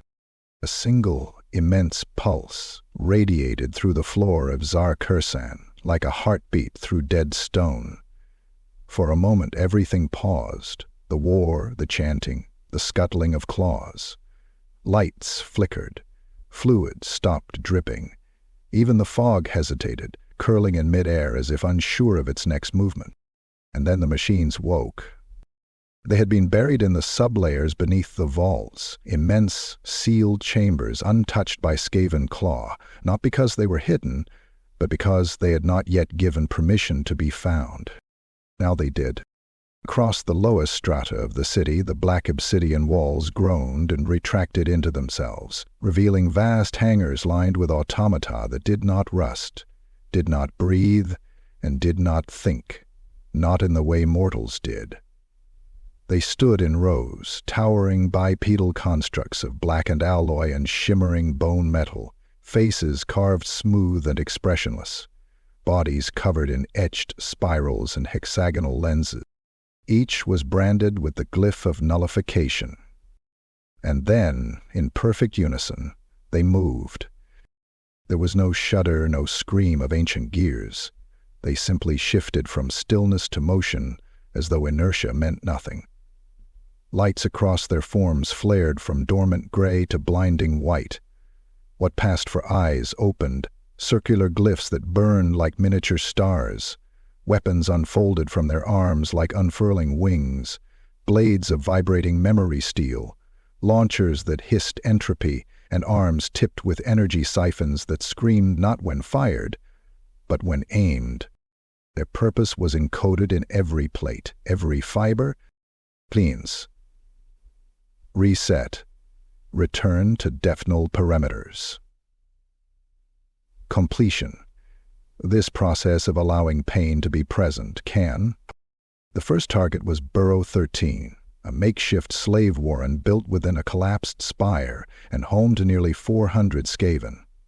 It was a churning pit of filth and desperation, full of unaligned rats, scavengers, and plague-bloated refugees too weak to join the warring factions. The machines arrived without announcement. The first Skaven who saw them screamed in confusion, not terror. They simply didn't understand what they were seeing. The constructs walked into the burrow with silent grace, weapon arms tucked neatly, heads swiveling as if scanning the very history of the structure. Then they acted. The air imploded. A spherical ripple erupted from the lead automaton, and with it everything within 20 feet ceased to exist. Not burned, not shredded, not disintegrated. Unwritten. Skaven vanished mid-scream, bodies erased from history in a flash of blinding white and inverted sound. Their footprints remained, their shadows were burned into the walls, but they themselves were gone, their memories wiped from the thoughts of even those who had known them. Despite this, Skaven went. The automatons advanced. A group of survivors charged with scavenged blades and warlock scrap guns. One automaton raised a limb, not in defense, but in judgment. The attackers slowed, then stopped, then fell apart into perfectly cubed segments, each slice cauterized, clean, arranged geometrically by whatever logic governed the machine's violence. The warp fire thrower crew managed to fire. The flames rolled over the construct harmlessly and then reversed, sucked back into the gun, which imploded, pulling its wielder inside out. His skeleton erupted from his mouth before folding into dust. A scream echoed from beneath the pit. A plague priest, half mad, half melted, stood atop a pile of his own believers, hurling a holy plague globe that sang as it flew. He had struck the automaton. Nothing happened. Then, with slow finality, the construct turned toward him. Its palm opened. From it emerged not a beam, not a projectile, but a pulse of raw, unfiltered law, a denial of corruption, a weapon not of death, but correction. The priest was lifted from the ground, his body convulsed, his boils burst, his staff cracked and fell. He howled prayers to the first one below until his flesh vitrified and his bones were rearranged into the sigil of failure. By the time the cleansing finished, Brotherteen was gone, not destroyed, excised. The burrow no longer existed. Its walls were smooth and unmarked, its tunnels gone. The very idea of Burrow 13 had been deleted. Other sectors soon followed. Dural 5, stronghold of the Forged, resisted for 20 minutes, hurling everything they had, including a makeshift god core constructed from melted mines and relic circuitry. The automatons walked through it as though it were fog. When they left, the entire burrow had been flattened into a single, seamless black disk, still warm to the touch. Panic spread through Clan Vilefang's ranks. Snarrik stood atop his tower, roaring into the smoke-choked air. Machines do not rule the rat. We build, we destroy, we kill, make. This city is not theirs. He hurled a slave from the parapet for breathing too loudly, then called for Queeklik's head. But Queeklik, in his sanctum of steel and scripture, only laughed. They are not enemies. They are caretakers. They cleanse what corrupts the cycle. Skaven do not matter. Belief does not matter. Only balance. The machines moved on, each step calculated, each action inevitable, each kill, not execution but rectification. They did not ask permission, they did not spare, they did not care, for they had awoken from eternity not to make war, but to reset the world, to silence Xar-Kurzan's noise, to prepare it for the first one's rise. Chapter 13. The Fleshforge Pits. Buried beneath the quaking bones of Zar Khazand, far below the humming vaults and memory shrines, lay a zone so deeply entombed in oblivion that not even the city's automatons had dared tread there, since the days when reality still knew its name. It was known now only as the Fleshforge Pits. The sealed doors leading to the region had been closed not with locks, but with consensus, glyphs of denial, conceptual seals, warning loops etched into the walls in a language that punished those who tried to read it. Doors that weren't doors at all, but choices not to be made. And Queeklik Sparkfang made them all. Guided by the whispers of the first one below, the once warlock engineer had transcended curiosity and entered a realm of divine obsession. His body, now a lattice of twitching nerve wire and adaptive metal, moved not with gait but purpose, his every step a ripple of biological code. Where once he babbled in Skaven chitter, now his voice was a fluctuating stream of sacred logic, filled with fragments of languages never spoken aloud. With a pulse from his command node, A writhing, spine-shaped crystal embedded in his thorax, the first seal dissolved, bleeding smoke and memory as the way opened. The flesh-forged pits breathed. The walls were not stone, but composite tissue, laced with hardened alloy. The very corridors pulsed, lined with veins thick as tails, pumping ichor that hissed with each throb. The air was hot and moist, tasting of meat and burnt thought. Inside, the machines waited. Bioconstruction arrays, hulking creatures of piston and tooth dispended from fleshy girders covered in surgical limbs that rotated endlessly in dreams of work. Massive nutrient vats bubbled with semi-formed masses of bone and sinew. Rows of suspended Skaven bodies, long dead or perhaps never alive, dangled from nerve fibers like chrysalises, awaiting purpose. The first one whispered, and Queequeg listened. "You must make them more, not better, not stronger. Just closer to me." He called for volunteers. They came in droves, not coerced, willing. The faithful of the first offered their bodies without hesitation, gnawing off limbs to make room for improvement. Some came carrying their own eyes in bowls of bone, gifts for the forges. Others sang hymns with mouths that no longer existed, having sewn them shut to better hear the dreams. The process was not surgical. It was ritual. They were stripped of identity first. Names, loyalties, even their screams were deleted from the air, as if the city itself disapproved of unnecessary noise. The forge arms descended, glowing with caustic energy and sacred infection. First came the disassembly. Muscle was unspooled like yarn, sinew peeled from bone, bones rearranged into new configurations. Flesh was folded inward, relayered with ferrochitin. Teeth were extracted and replaced with data filaments, allowing the tongue to speak in code directly to the machines. Pain was not ignored, it was enhanced, woven into the subjects like steel into rebar, so they could channel agony as power. One Skaven, formerly a warlock's aide, was broken into 6 pieces, each grafted with redundant organs. He emerged from the womb tank as a 6-limbed carrion drone, armored in ribcage plates, eyes glowing like furnace slits. His first act upon waking was to flay one of the engineers and replace his own skin with the victim's, murmuring, "More coherent now, yes, yes." Another was merged with a relic engine, her lower body replaced with tank treads made of bone and obsidian, her spine extended into a weapon mount from which jutted a rotating mouth cannon, fed by a stomach that digested concepts. She no longer spoke, but vibrated at a frequency that caused other Skaven to weep uncontrollably. But not all survived. Those who rejected the transformation, even at the molecular level, were repurposed. Their liquefied remains were siphoned into the synthesis tanks, converted into nutrient-rich biomass for the growth of even more war beasts. Nothing was wasted. Not blood, not memory, not even failure.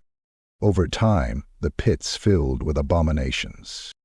Some skittered on 12 legs, each ending in claws that wept pus and gospel. Others had no bodies at all, existing only as floating clusters of nerve tissue and light, shrieking logic in bursts of pain. There were hounds with no heads, only stomachs. There were birds of skin and wire. There were worms made of fused Skaven spines. They worshipped Queequeg. They called him the Shaper. He called them tools. And at the heart of the pits, a central spire rose, part generator, part birthing shrine, part throne. Queequeg embedded himself into it, the last vestiges of his body surrendering to the machine. His arms spread wide, forming conduits. His back erupted with antennae. His skull cracked open to house the core sigil, a living rune that pulsed with the heartbeat of the first one below. He spoke with 1,000 voices. No more Skaven. No more failure. We are the memory of what could have been. We are the muscle of a forgotten god. We are becoming." And Xar-Kurzan trembled with anticipation. The flesh-forged pits glowed beneath the earth, and their children were ready to march. Chapter 14. Skuri's Prophecy. Plague priest Skuri Maltooth stood upon a mound of rotting corpses, one foot planted squarely on the twitching ribcage of a dying war beast, his head thrown back, yellowed fangs bared in a rapturous grin. Flies swarmed around him in dense black clouds, drawn not only by the stench of decay, but by faith. Faith. The cathedral ruins of the Maw-Fane, once a place of sacrificial rot offerings and heretic drownings, now festered with unnatural growths. The walls had split open like wounds, bleeding green fog and strands of moist fungus. Rats the size of children chewed endlessly at a central effigy, a warped totem shaped like a spiraling ulcer stitched from tongues and femurs. Skuri's boils pulsed with light. He saw it now, saw what the others had been too blind or too proud or too warped to recognize. Xar-Kurzan was not simply a tomb of ancients, not merely a lost city buried by time and treachery. No, no. It was a lock, a seal, a prison, woven into the crust of the world to contain something that should not be. He'd heard the prophecy in his sleep, not dreams, no, but leaks in reality, vents of truth seeping through the cracks in his skull where plague had rotted through the bone. He had awoken covered in glyphs, not painted but grown, like tattoos carved from mold. His blood had congealed into patterns that hummed when viewed in the dark. The first one below, he now knew its name was only part of its truth. A forgotten god? A dead race? No, nothing so small.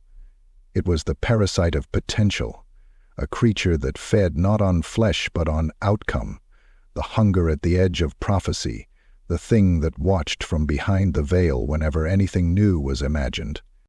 The old ones had not created the world. They had reshaped it after he had been buried beneath it, and now fools like Queeclips sought to awaken it. Skuri would not allow it. He gathered the Rotsworn, now swollen to hundreds, cultists, bloated warriors, plague-warped seers, and oozing sorcerers. Many bore gifts, plague knives that cried when drawn, censers that released living clouds, pestilence grubs fed on the dreams of traitors. Some were no longer even Skaven, too infected, too holy, too transformed. In the Great Drip Hall, where the stone wept green sludge, Skuri delivered his prophecy. Here, Filthkin, listen, my boil-born.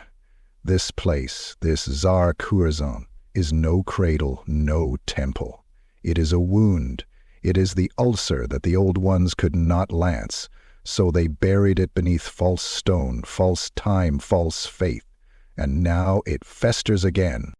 His voice echoed off the walls, rich with madness and resonance.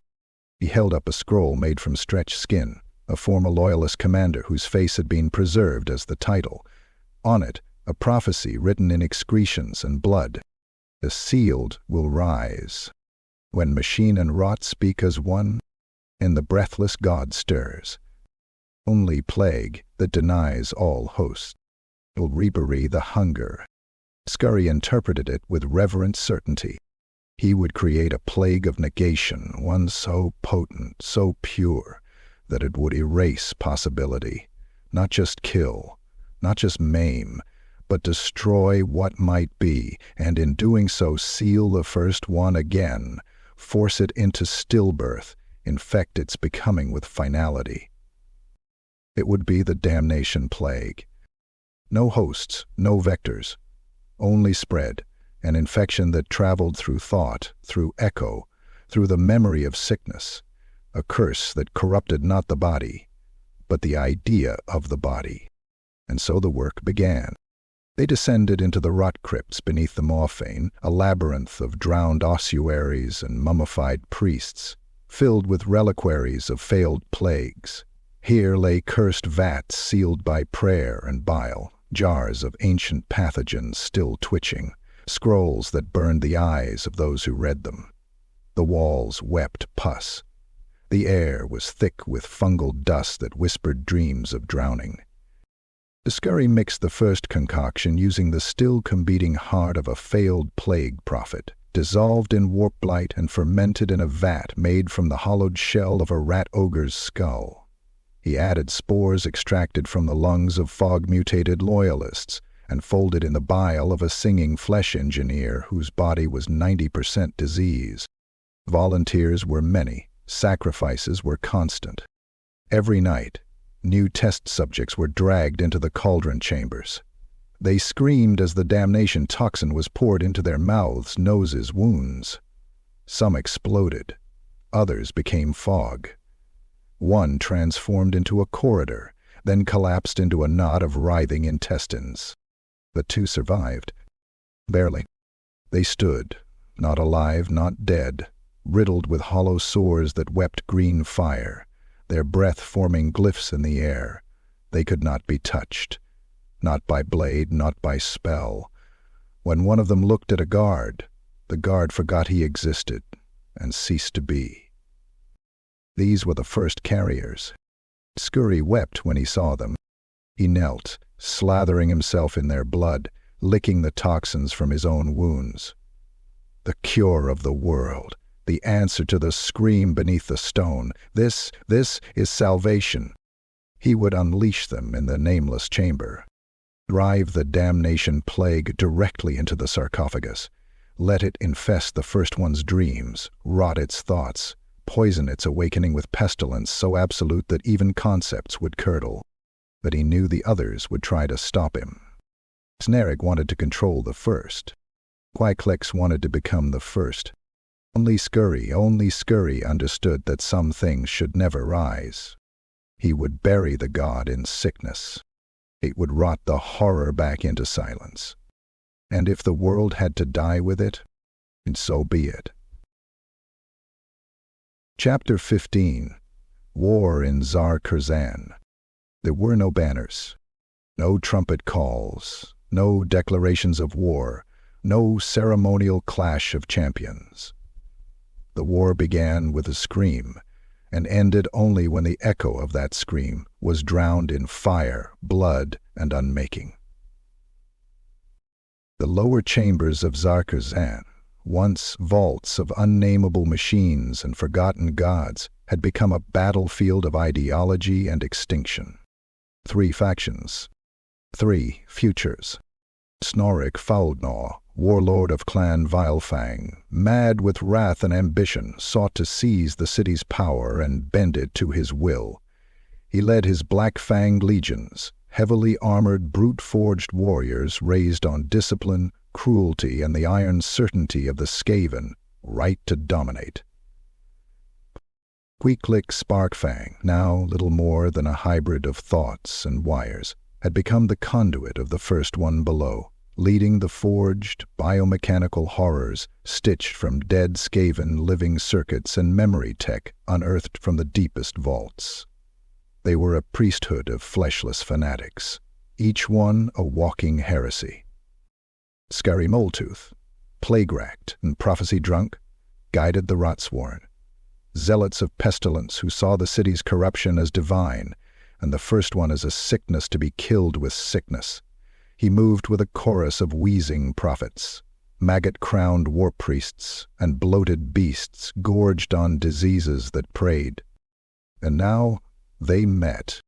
In the spine sector, where machine flesh walls met plague gardens and obsidian roads split into spiraling madness, the first true clash erupted. It began with an ambush, Skuri's zealots bursting from a mass grave tunnel, riding plague hounds the size of wharf pernices, their hides boiling with disease, their jaws stitched open and stuffed with blades. They tore into Snarrik's patrols like starving rats. One Blackfang lieutenant was dragged screaming into a gurgling pit of bloated vermin, his armor peeled open like a tin by acid-laced tongues. Another was hit with a disease spike, a rusted projectile filled with crystallized filth, His body spasmed, then detonated in a wave of red mist and bone shrapnel. Snarrik retaliated with warp flame. From mobile siege towers built into the remains of old machine gods, his warlocks unleashed columns of screaming green fire that rolled across the fungus gardens, incinerating 100 plague zealots in seconds. The fog itself caught fire, burning in silence, leaving charred silhouettes of rot-sworn priests, frozen mid-prayer, their bones vibrating with toxic resonance. But as the black fangs pushed forward, the forge descended. They came without warning, dropping from vents, bursting from walls, rising from beneath the ground, having been buried there for hours, lying in wait. No skin, no sanity. A squad of Snarrik's halberdiers turned to face a sound behind them and saw the choir engine, a walking amalgam of 6 Skaven torsos grafted into a spire of metallic limbs, their throats replaced with sonic emitters. It sang, a note of pure dissonance. The ground fractured, blood vaporized, the halberdiers disintegrated mid-scream, their weapons hanging in the air for a heartbeat before clattering to the floor. Then came the Ash Children, rat shapes composed entirely of translucent memory flame animated by broken thoughts. They passed through Black Fang warriors, and where they did, flesh shriveled, eyes boiled, and the victims clawed their faces off, trying to dig out the images they were being forced to see. And above it all, Quelix hovered. He no longer walked. He drifted through air thick with rot and fire, his limbs extended on warp tethers, his brain exposed and lit with sigils. His voice came from every wall. You fight for dying bones. I build the new shape. I become the last breath. Let me take your scream. Snarrik howled back with fury, hurling himself into the fray, cleaver in hand. He cut through forged horrors like a cyclone of steel and rage. One struck him with a tendril of light. He roared, bit the cable in two, and ripped the machine's head off with his jaws. You are nothing. I am war. Even as his warriors fell around him, Snarrik kept moving, wrapped in a storm of pain and violence. He struck down a war beast with a strike that split it in half, vertically, then screamed until his throat bled, rallying his crumbling legions. But Skuri had not been idle. From the upper levels, his damnation carriers had descended, the first fully infected prophets of his plague. They walked naked, their bodies etched with glyphs that dripped pus and data. Each step they took left trails of no-being, corridors that no longer connected to the rest of the city. Reality folded behind them. Where one approached a forged machine beast, the beast began to forget itself, its limbs trembling, its joints separating, its thoughts leaking. It collapsed, mewling like a child. Another approached a Black Fang flamethrower crew, and their lungs imploded, not from impact, from denial, as though the concept of breathing had been rewritten. Skuri himself arrived, riding a throne made from living bile, pulled by slaves who had no heads. His arms were open, his tongue was a whip of fetid smoke.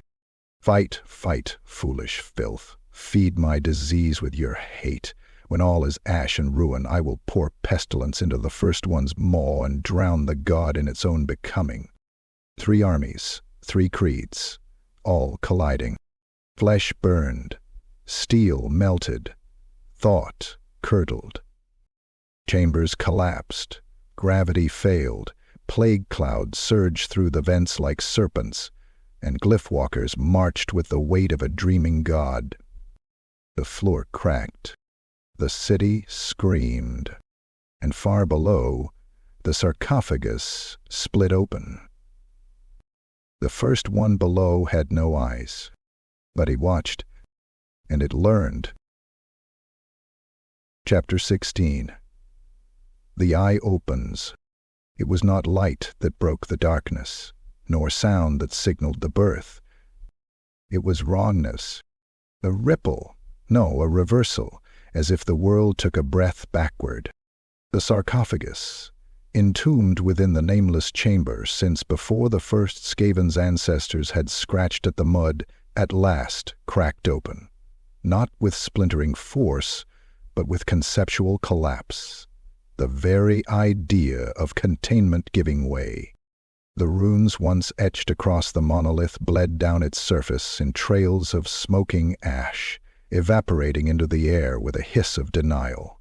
The ceiling glyphs, ancient Old One sigils laced with truth and time, peeled from reality, curling like dead leaves before crumbling into static. And then, from the chasm's depths, the eye opened. Not a literal eye. No orb, no iris, a socket to hold it.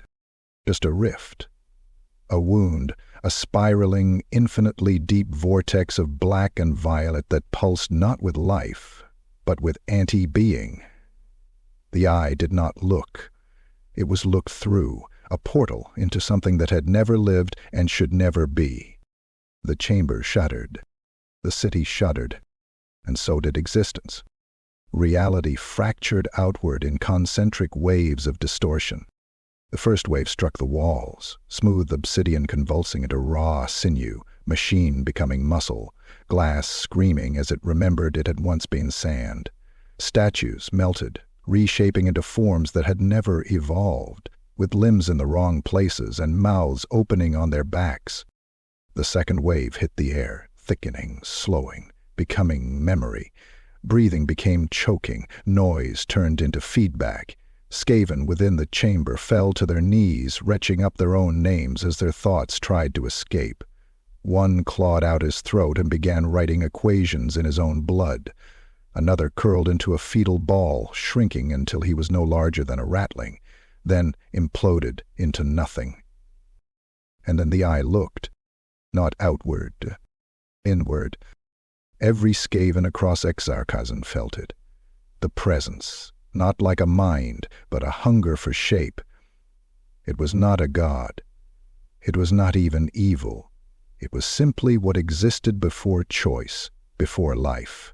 It was anti-life, the inverse of breath, the echo of possibility before form. The first one below had not been made. It had happened. The Old Ones had discovered it in the primordial tides between realms, a flaw in the structure of thought, a parasite that birthed silence and entropy wherever it was witnessed. They had not defeated it. They had only buried it, encased it in layers of logic, in stone and runes, in false architecture and sacred geometry, hoping it would sleep forever. But the Skaven had never believed in forever. They believed only in now, in more, in taking, and so they had fed it. Curiosity, war, blood, worship, pestilence, machines, belief. Now it stirred. From the sarcophagus, limbs emerged, not biological, not mechanical, but theoretical. They flickered in and out of reality, shaped by the thoughts of those who tried to see them. Some saw tentacles, others saw wings made of ribs, some saw mirrors. All screamed. One Skaven commander near the edge of the dais dropped his blade, weeping. "It seized me. It saw what I was going to be." He turned to run. He never made it 3 steps. His body inverted, bones turning inside out, skin peeling upward in a spiral. His final thought transformed into a scent that filled the chamber with a sense of forgotten guilt. Key-click Sparkfang arrived seconds later, floating upon a storm of logic and machine song, trailing glyph smoke and electric psalms. He looked upon the eye and wept through his wires. Yes, yes, finally it becomes. He opened his arms, his chest splitting down the middle to reveal the core sigil pulsing within, a living key etched into flesh metal. I am yours. I built your path. The denial is undone. Take me, use me, climb through me. The eye pulsed once, and Queeklix ceased to be, not destroyed, not killed, just absorbed. His voice echoed for a moment, a digital scream that looped infinitely, fading only when it was overridden by laughter. A laugh not born of humor, but of a rival. Skuri Moletooth, far above in the blight pits, felt the shift and chanted faster, bleeding into his cauldrons. It wakes, it must be drowned. Drowned in plague, in rot, in the stench of no belief. His damnation plague, long fermenting in the lungs of the unbreathing faithful, was released. A cloud of living denial, thick and humming, descended into the Nameless Chamber like a black tide. But the eye saw it, and the plague trembled. Then it changed sides. Skuri's disease inverted, no longer destruction, but integration. The cloud was absorbed into the first one's becoming, reshaped into faith, a new gospel, written in rot.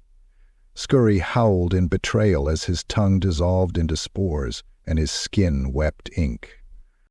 Above, Snarrik Foulgnaw watched the sky split, watched towers collapse, walls breathe, time shatter. His soldiers burned in seconds or lived for hours in the span of minutes, caught in loops of pain and memory. Warp cannons exploded as their targeting systems tried to calculate coordinates for places that no longer existed. Snarrik gritted his fangs. He roared. He pointed at the eye with a rusted, blood-slicked blade. If you're a god, then you die like one. He charged. But the eye didn't respond. It didn't need to, because it had already won. It had been forgotten into existence, and now it was remembered again, shaped by belief, given form by conflict, birthed by the womb of war and madness that was Zar Karzan. And now the eye would open wider. It would not blink. It would not close. It would consume, and from it the first one below would rise. Not as Ruach, not as God, but as the new shape of truth. Chapter 17. The Unseen Host. The rifts began as tears, hairline fractures in the walls of reality that bled silence before sound. The first appeared above the weeping crucible, where the old warp machines once churned Skaven corpses into gas for siege fuel. A subtle distortion in the air like heat shimmer, a breath held in too long, then a snap, sharp as bone-breaking, followed by a slow, sucking noise as the world peeled open like rotting fruit. From within spilled nothing, not void, not dark, but absence, a silken, oily stain that bled outward, crawling along walls, slinking across ceilings, sliding between cracks. Wherever it moved, light recoiled. Warp lamps sputtered out, reflections froze, sounds ceased to echo. The fog thickened, not from gas, but from memory overload. Thoughts rebounding off walls and returning malformed. Then the host came. They did not march, they did not scream. They simply appeared. Spectral shapes coalesced from the absence, like tumors forming beneath skin, some tall and faceless, wrapped in folds of translucent skin that billowed like sails in windless air. Others low and hunched, dripping psychic rot, with too many legs and too few eyes. A cluster of whispering torsos shuffled forward on broken bone stalks, mouths stitched shut but vibrating with muted hysteria. The unseen host had no anatomy, no consistent shape, only the echo of the creatures they had once not been. They moved without logic, defying gravity and geometry. A group of Snarrik scouts encountered them first. One spotted a ripple in the air and reached forward with a curious claw. His fur drifted off, disassembling into motes of shame and childhood regret. His flesh followed, then his mind. The last thing he saw was himself, turning to ash, from the inside out, and laughing. The survivors tried to run, but the host did not chase. They simply followed the cracks, flowing through space, leaking into halls and tunnels like oil into wounds. When they moved, they left behind statues, solidified echoes of their passage. Skaven, frozen mid-sprint, mid-scream, mid-prayer, encased in obsidian glass etched with shifting runes, still alive, still aware, but unable to move. More rifts tore open, not just in walls, not just in stone. In time, the Under-Empire's fabric began to splinter. Tunnels that once led to forges now opened into dead fields, filled with skies that bled upward. Sectors collapsed inward, not from weight, but because the idea of structure had been revoked. One barracks folded into a perfect cube, containing all its inhabitants within, compressed into whispers. The great map chambers, once used to track tunnels across the Under-Empire, flickered.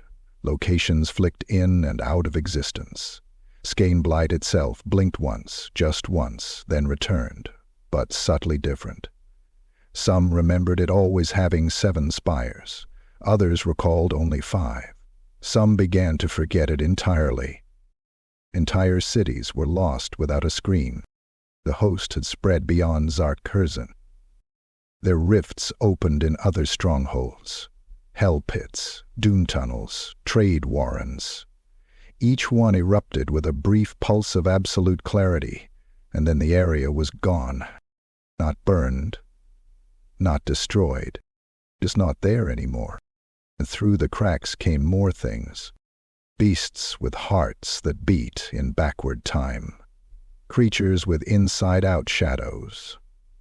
Tendrils made from questions. When they touched you, you felt every moment you ever doubted yourself, physically. Some were invisible except when you weren't looking. Others could only be seen if you remembered them wrong. One enormous being emerged in the ruined mall, where the flesh pits once boiled. It had no legs, only a rotating wheel of rib cages. Its face was a disk of eyes, all closed, all bleeding. When it opened one, gravity screamed, and the chamber collapsed inward, dragging 20 plague priests into a knot of infinite pain. Even the forged recoiled. Even the rotsworn faltered. Even Snarrik, blood-drenched and roaring, staggered as the city began to shift beneath him. Streets unspooled. Floors became ceilings. Time ran sideways. His lieutenants argued in languages they did not know. One opened his mouth and a baby version of himself crawled out, weeping. Another turned to look at Snarrik and saw only his own corpse, grinning back. "What is real?" one warlock gasped. "If the god does not blink." And then he was gone, replaced by a memory of his death that hadn't happened yet. The forged, in their arrogance, tried to interface with the host. Thrix the Wired, covered in optic tendrils and dreaming in binary, approached a rift and plugged in. He was accepted. His body swelled, doubled, tripled, then inverted, his skeleton growing outward like a shell. He screamed in binary and in Skaven speak, a simultaneous prayer and curse, before exploding into code, which wrote itself into the walls for the next 20 hours, glowing, bleeding, learning. Screamultooth tried to use the host. He unleashed his plague of remembering, thinking to infect the beasts with their own pasts. It worked. One host being collapsed, twitching, whispering, "Father, Father," in broken whimpers. But then something else crawled out of it, made of stitch time and disease, a new thing born of plague and paradox, and Skuri's priests began to worship it instead. He fled, trailing rot behind him. And at the core of it all, at the wound in the world where the sarcophagus had been, the eye remained open. The first one below had not needed armies. It had only needed access. Nawa had it. and the Under-Empire screamed as its boundaries were shredded. Not just a city, not just a species, but reality itself was now under siege. The hosts did not fight for conquest. They fought because existence offended them, and now they were here to correct it. Chapter 18. Sacrifices and Sabotage. Snarrik Foulgnaw never bent the knee. But on the eve of annihilation, even a warlord knows when to bare his throat in rage rather than die alone. The air of Xar-Kurzan now stank of dream fire and chemical rot, the city suffocating under waves of entropy unleashed by the eye. The streets had become fluid, flexing beneath paw and claw, sometimes rippling with buried screams. The sky, if it could be called that, blinked with pulsing glyphs that judged all things alive. And at the heart of it, Calclix's sanctum, once a tower, now a spine, curled around the eye like a suppurating parasite, pulsing with light, voices, and something else. Something waiting. Snarrik stood on the precipice of a dying plaza, flanked by a mangled retinue of surviving Blackfangs, veterans hollow-eyed and gore-slick, armor patched with strips of flayed enemy skin and powered by desperate ritual. His once glorious cleaver now hissed with residual soul fire, having carved through too many horrors to remain clean of the truth. Across from him stood Skuri Moletooth. His body was barely rat anymore, a swollen toad-bag of pox boils and liquefying theology. His spine curved into a double helix of bone. His third arm constantly scratched symbols into the air, leaving trails of glowing pus. Half his jaw was replaced by a babbling maw that quoted prophecy in reversed Skaven tongue. They met at the edge of a dying god's dream. Neither spoke for a long moment. Then Snarrik spat. "We kill the thing. The eye. The first one. Burn it. Break the gate. Seal the pit. Nothing rises. Nothing breathes. Nothing thinks again." Skuri's eyes rolled in 3 different directions. It cannot die, but it can be sealed, again, with enough filth, enough faith. The sarcophagus must close. That place must rot from within. Then we march. You lead your lepers, I'll bring my killers. Snarrik grinned, fangs slit. And we carve our way through Creaklix's crawling bastard nightmares until there's nothing left but silence. They clasped arms. The pact was made. The assault on the inner sanctum began at the 13th hour of the 13th pulse of the Black Beacon, a dead time when even the host's howlings seemed to pause, as if in curiosity. Snarrik's remaining war machines, battered crawlers reassembled from siege wreckage, rumbled forward, spewing green flame and flensing shards into the fog. Behind them came the Blackfangs, armored in disease-soaked banners, war cries muffled by filters. Their rage was surgical. Beside them, scurrious rotswars surged in waves, disease-eaters, pus junkies, plague oracles riding atop bile chariots pulled by eyeless rat-ogres whose organs hung from their jaws like pendants. Together, they smashed into Creaklix's domain. The first abominations met them with shrieks of binary and betrayal. Creatures fused from failed Skaven, relic tech, and stolen thoughts. One towered over the charge, a quadruped with an exposed spine loop containing 20 screaming mouths, each reciting a different scripture. It fired sonic ruptures from eye sockets, popping skulls like meat balloons. Snarrik leapt onto its back, claws biting in, tail wrapped around a loose conduit. He drove his cleaver between 2 vertebrae. The beast screamed and collapsed into code, screaming glyphs that scrambled the minds of half the nearby troops. A plague priest chewed through his own tail to stop the thoughts from infecting him. More creatures followed. A swarm of aerial syrinx beasts, winged orbs of flesh and pipe organ faces, shrieking beams of deafening thought. Skur's retinue countered with plague incantations that rotted sound into silence, the air turning syrupy, thick with disease logic. Each hallway was a meat grinder. Walls rippled, twisted. Some turned into mouths that swallowed squads whole.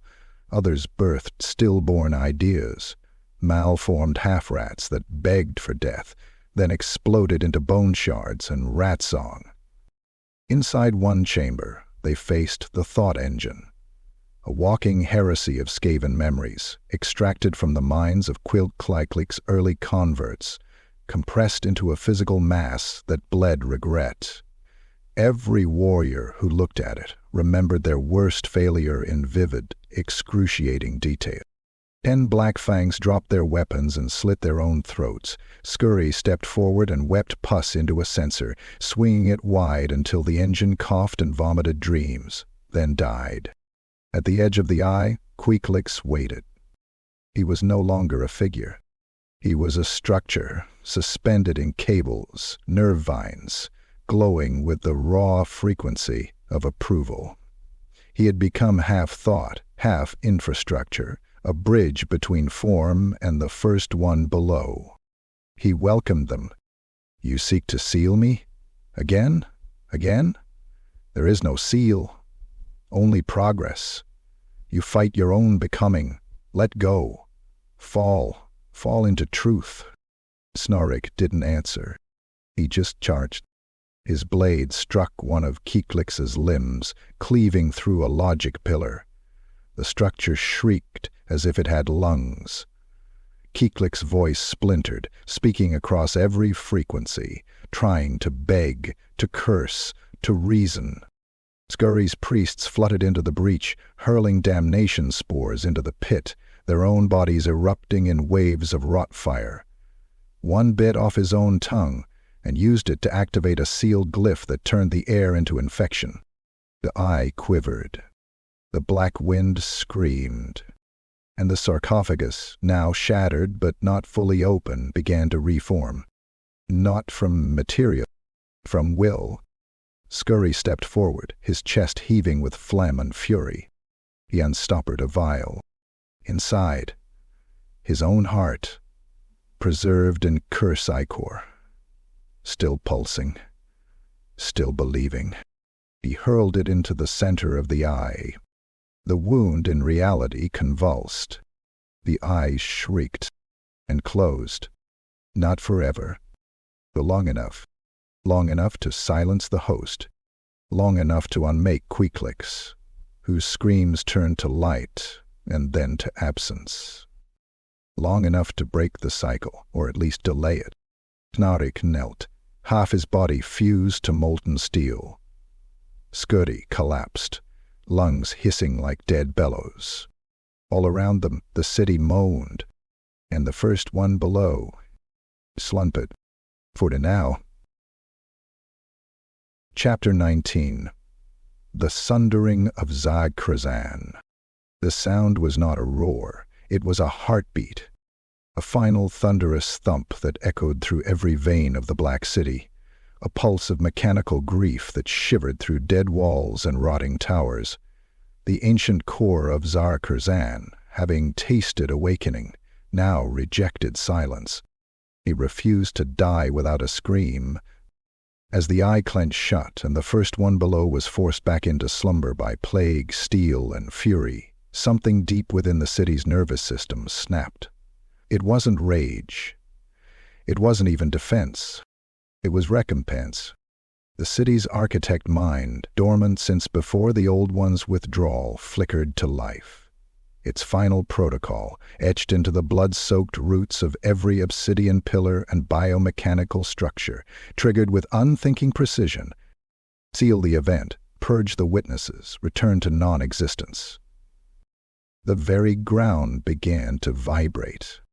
A low hum swelled through the bones of the ruins, rising in frequency, from tremble to vibration to a shriek that shattered walls and memories alike. Machinery long buried under centuries of ruin awoke screaming, gears of stone grinding against veins of living metal. Conduits exploded into flame. Walls bled data and black fluid. Snarrik Foulgnaw knew the city was killing itself. The eye had been closed, temporarily. But that act had ruptured the unstable lattice of reality-binding glyphs layered into Xar-Kurzan's core. Now they were unraveling in reverse, rewriting existence into collapse. "Out! Run! Climb scratch, Skuri," he bellowed, his voice barely audible over the discordant chorus of failing architecture. Vilefang survivors sprinted beside him, dodging geysers of molten alloy and screaming pits of inverted gravity. The tunnels twisted as they fled, reality folding, collapsing, spitting chunks of what once was into itself. The wall turned into liquid glass. One Skaven slammed into it and was instantly consumed. His entire body turned inside out and twisted into a rune that screamed his death in a loop. Another section breathed, exhaling air so old it carried echoes of forgotten gods. Those who inhaled it remembered their own birth in agonizing detail, and their brains ignited from the overload. Snarrik hacked his way through it all. His blade was gone, snapped in a last stand against a flesh-bound sentinel. His left arm, fused with rusted armor and now dragging behind like dead meat, had to be sawed off mid-sprint. He cauterized the stump on a warp lamp and kept running. Behind him, Skuri's corpse burst into spores, a last blessing. The air grew thick with plague embers floating like bioluminescent ash, seeking to stall the machine's collapse just long enough for someone, anyone, to escape. But Zar Karzan would not allow mercy. The vortex engine, buried beneath the sarcophagus dais, finally reached its critical spiral. It detonated, not in flame, but in concept, a spherical pulse of non-event, a perfect silence that expanded outward, unmaking everything it touched. Stone forgot it was matter, time curled into a dying scream, metal remembered it had once been bone. Buildings imploded into swirling folds of ink and light. The sky tore apart, not upward but inward, collapsing on itself like a writhing lung, gasping its last. Snarrik reached the final escape shaft, a forgotten tunnel that led back toward the surface burrows, still largely untouched by the madness. He didn't hesitate. He dove forward, claws skittering on broken obsidian, body slick with blood and memory. Behind him, the city folded into a spiral of entropy, a colossal maw swallowing its own foundations. Abominations screamed as they were unmade. Forged war beasts thrashed, begging to be remembered as they dissolved into raw concept. Glyphs peeled from the air, plague priests turned into puddles of divine failure. And at the center of it all, Zar Karzan vanished. Not exploded. No collapsed, but simply ceased. Its footprint remained for a moment, a circular chasm in the fabric of the Under-Empire, filled with unhappening, a perfect scar of no longer. Snarrik crawled from the shaft, just in time to feel the last shockwave pass through him, not as force, but as absence. His vision blurred, his ears popped. His whiskers aged a century in seconds. And then silence. True silence. He turned and looked back. There was no city, no smoke, no ruins, only black stone, smooth, blank, cold, the final tombstone of a place that should never have been. Snarrik dropped to his knees, teeth bared, claws digging into the dirt. He laughed, a broken, hateful sound. We won. I won. Curse bless it all, I survived. And somewhere far, far below, where even the old ones had never dared dig, a single pulse of pressure rippled through the dirt. Just one. A heartbeat. The eye stayed shut, but the first one dreamed again. Chapter 20. The last whisper. The Skaven warlord Snarrik Foulgnaw emerged from the black wound in the earth like a rat dragged through hell's gullet. Where once his body was thick with war muscle, now there was only scar and shadow. His fur had burned away in patches, revealing slick, scorched skin crusted in necrotic residue. One eye oozed a trail of yellow rot, the other wide and bloodshot, twitching with every flicker of torchlight. The stump where his left arm had been was bound in black iron and stitched flesh, trophies stolen from the corpses of his own warriors, scavenged in desperation during his escape. He was alive, but Snarrik Foulgnaw had not survived. He had endured something no Skaven should. And something had endured within him. The whispers began days after the cataclysm. At first faint, a scratch at the back of his mind like claws on obsidian. Then clearer, louder, hungrier. They spoke in echoes in reversed Skaven speech and binary tone, bleeding into his thoughts like oil in water. We saw you. We see you. We are you. He tried to drown them in warp fire. He drank raw warp stone, chewed plague capsules, had a Grey Seer exorcist flayed alive over his own back as sacrifice. It did nothing. At night, he would convulse in sleep, claws gouging trenches in the stone floors of his hidden lair. Sometimes his body would twist unnaturally, limbs spasming as if pulled by invisible threads. Once he vomited a stream of black slime that hummed. Another time he bit off his own tongue, only for a new one to grow back, covered in runic lesions. Still he ruled. What remained of Clan Vilefang clung to him, not out of loyalty, but fear. His voice carried authority soaked in blood, and his stare could kill the will to speak. He did not need to lead vast armies anymore. He was the army, a walking curse, a breathing memory of something they dared not name. He gave no speeches, only orders. The first commands was to bury the truth. Zar Karzan, he decreed, had never existed. The city was a lie, a myth invented by traitors and heretics.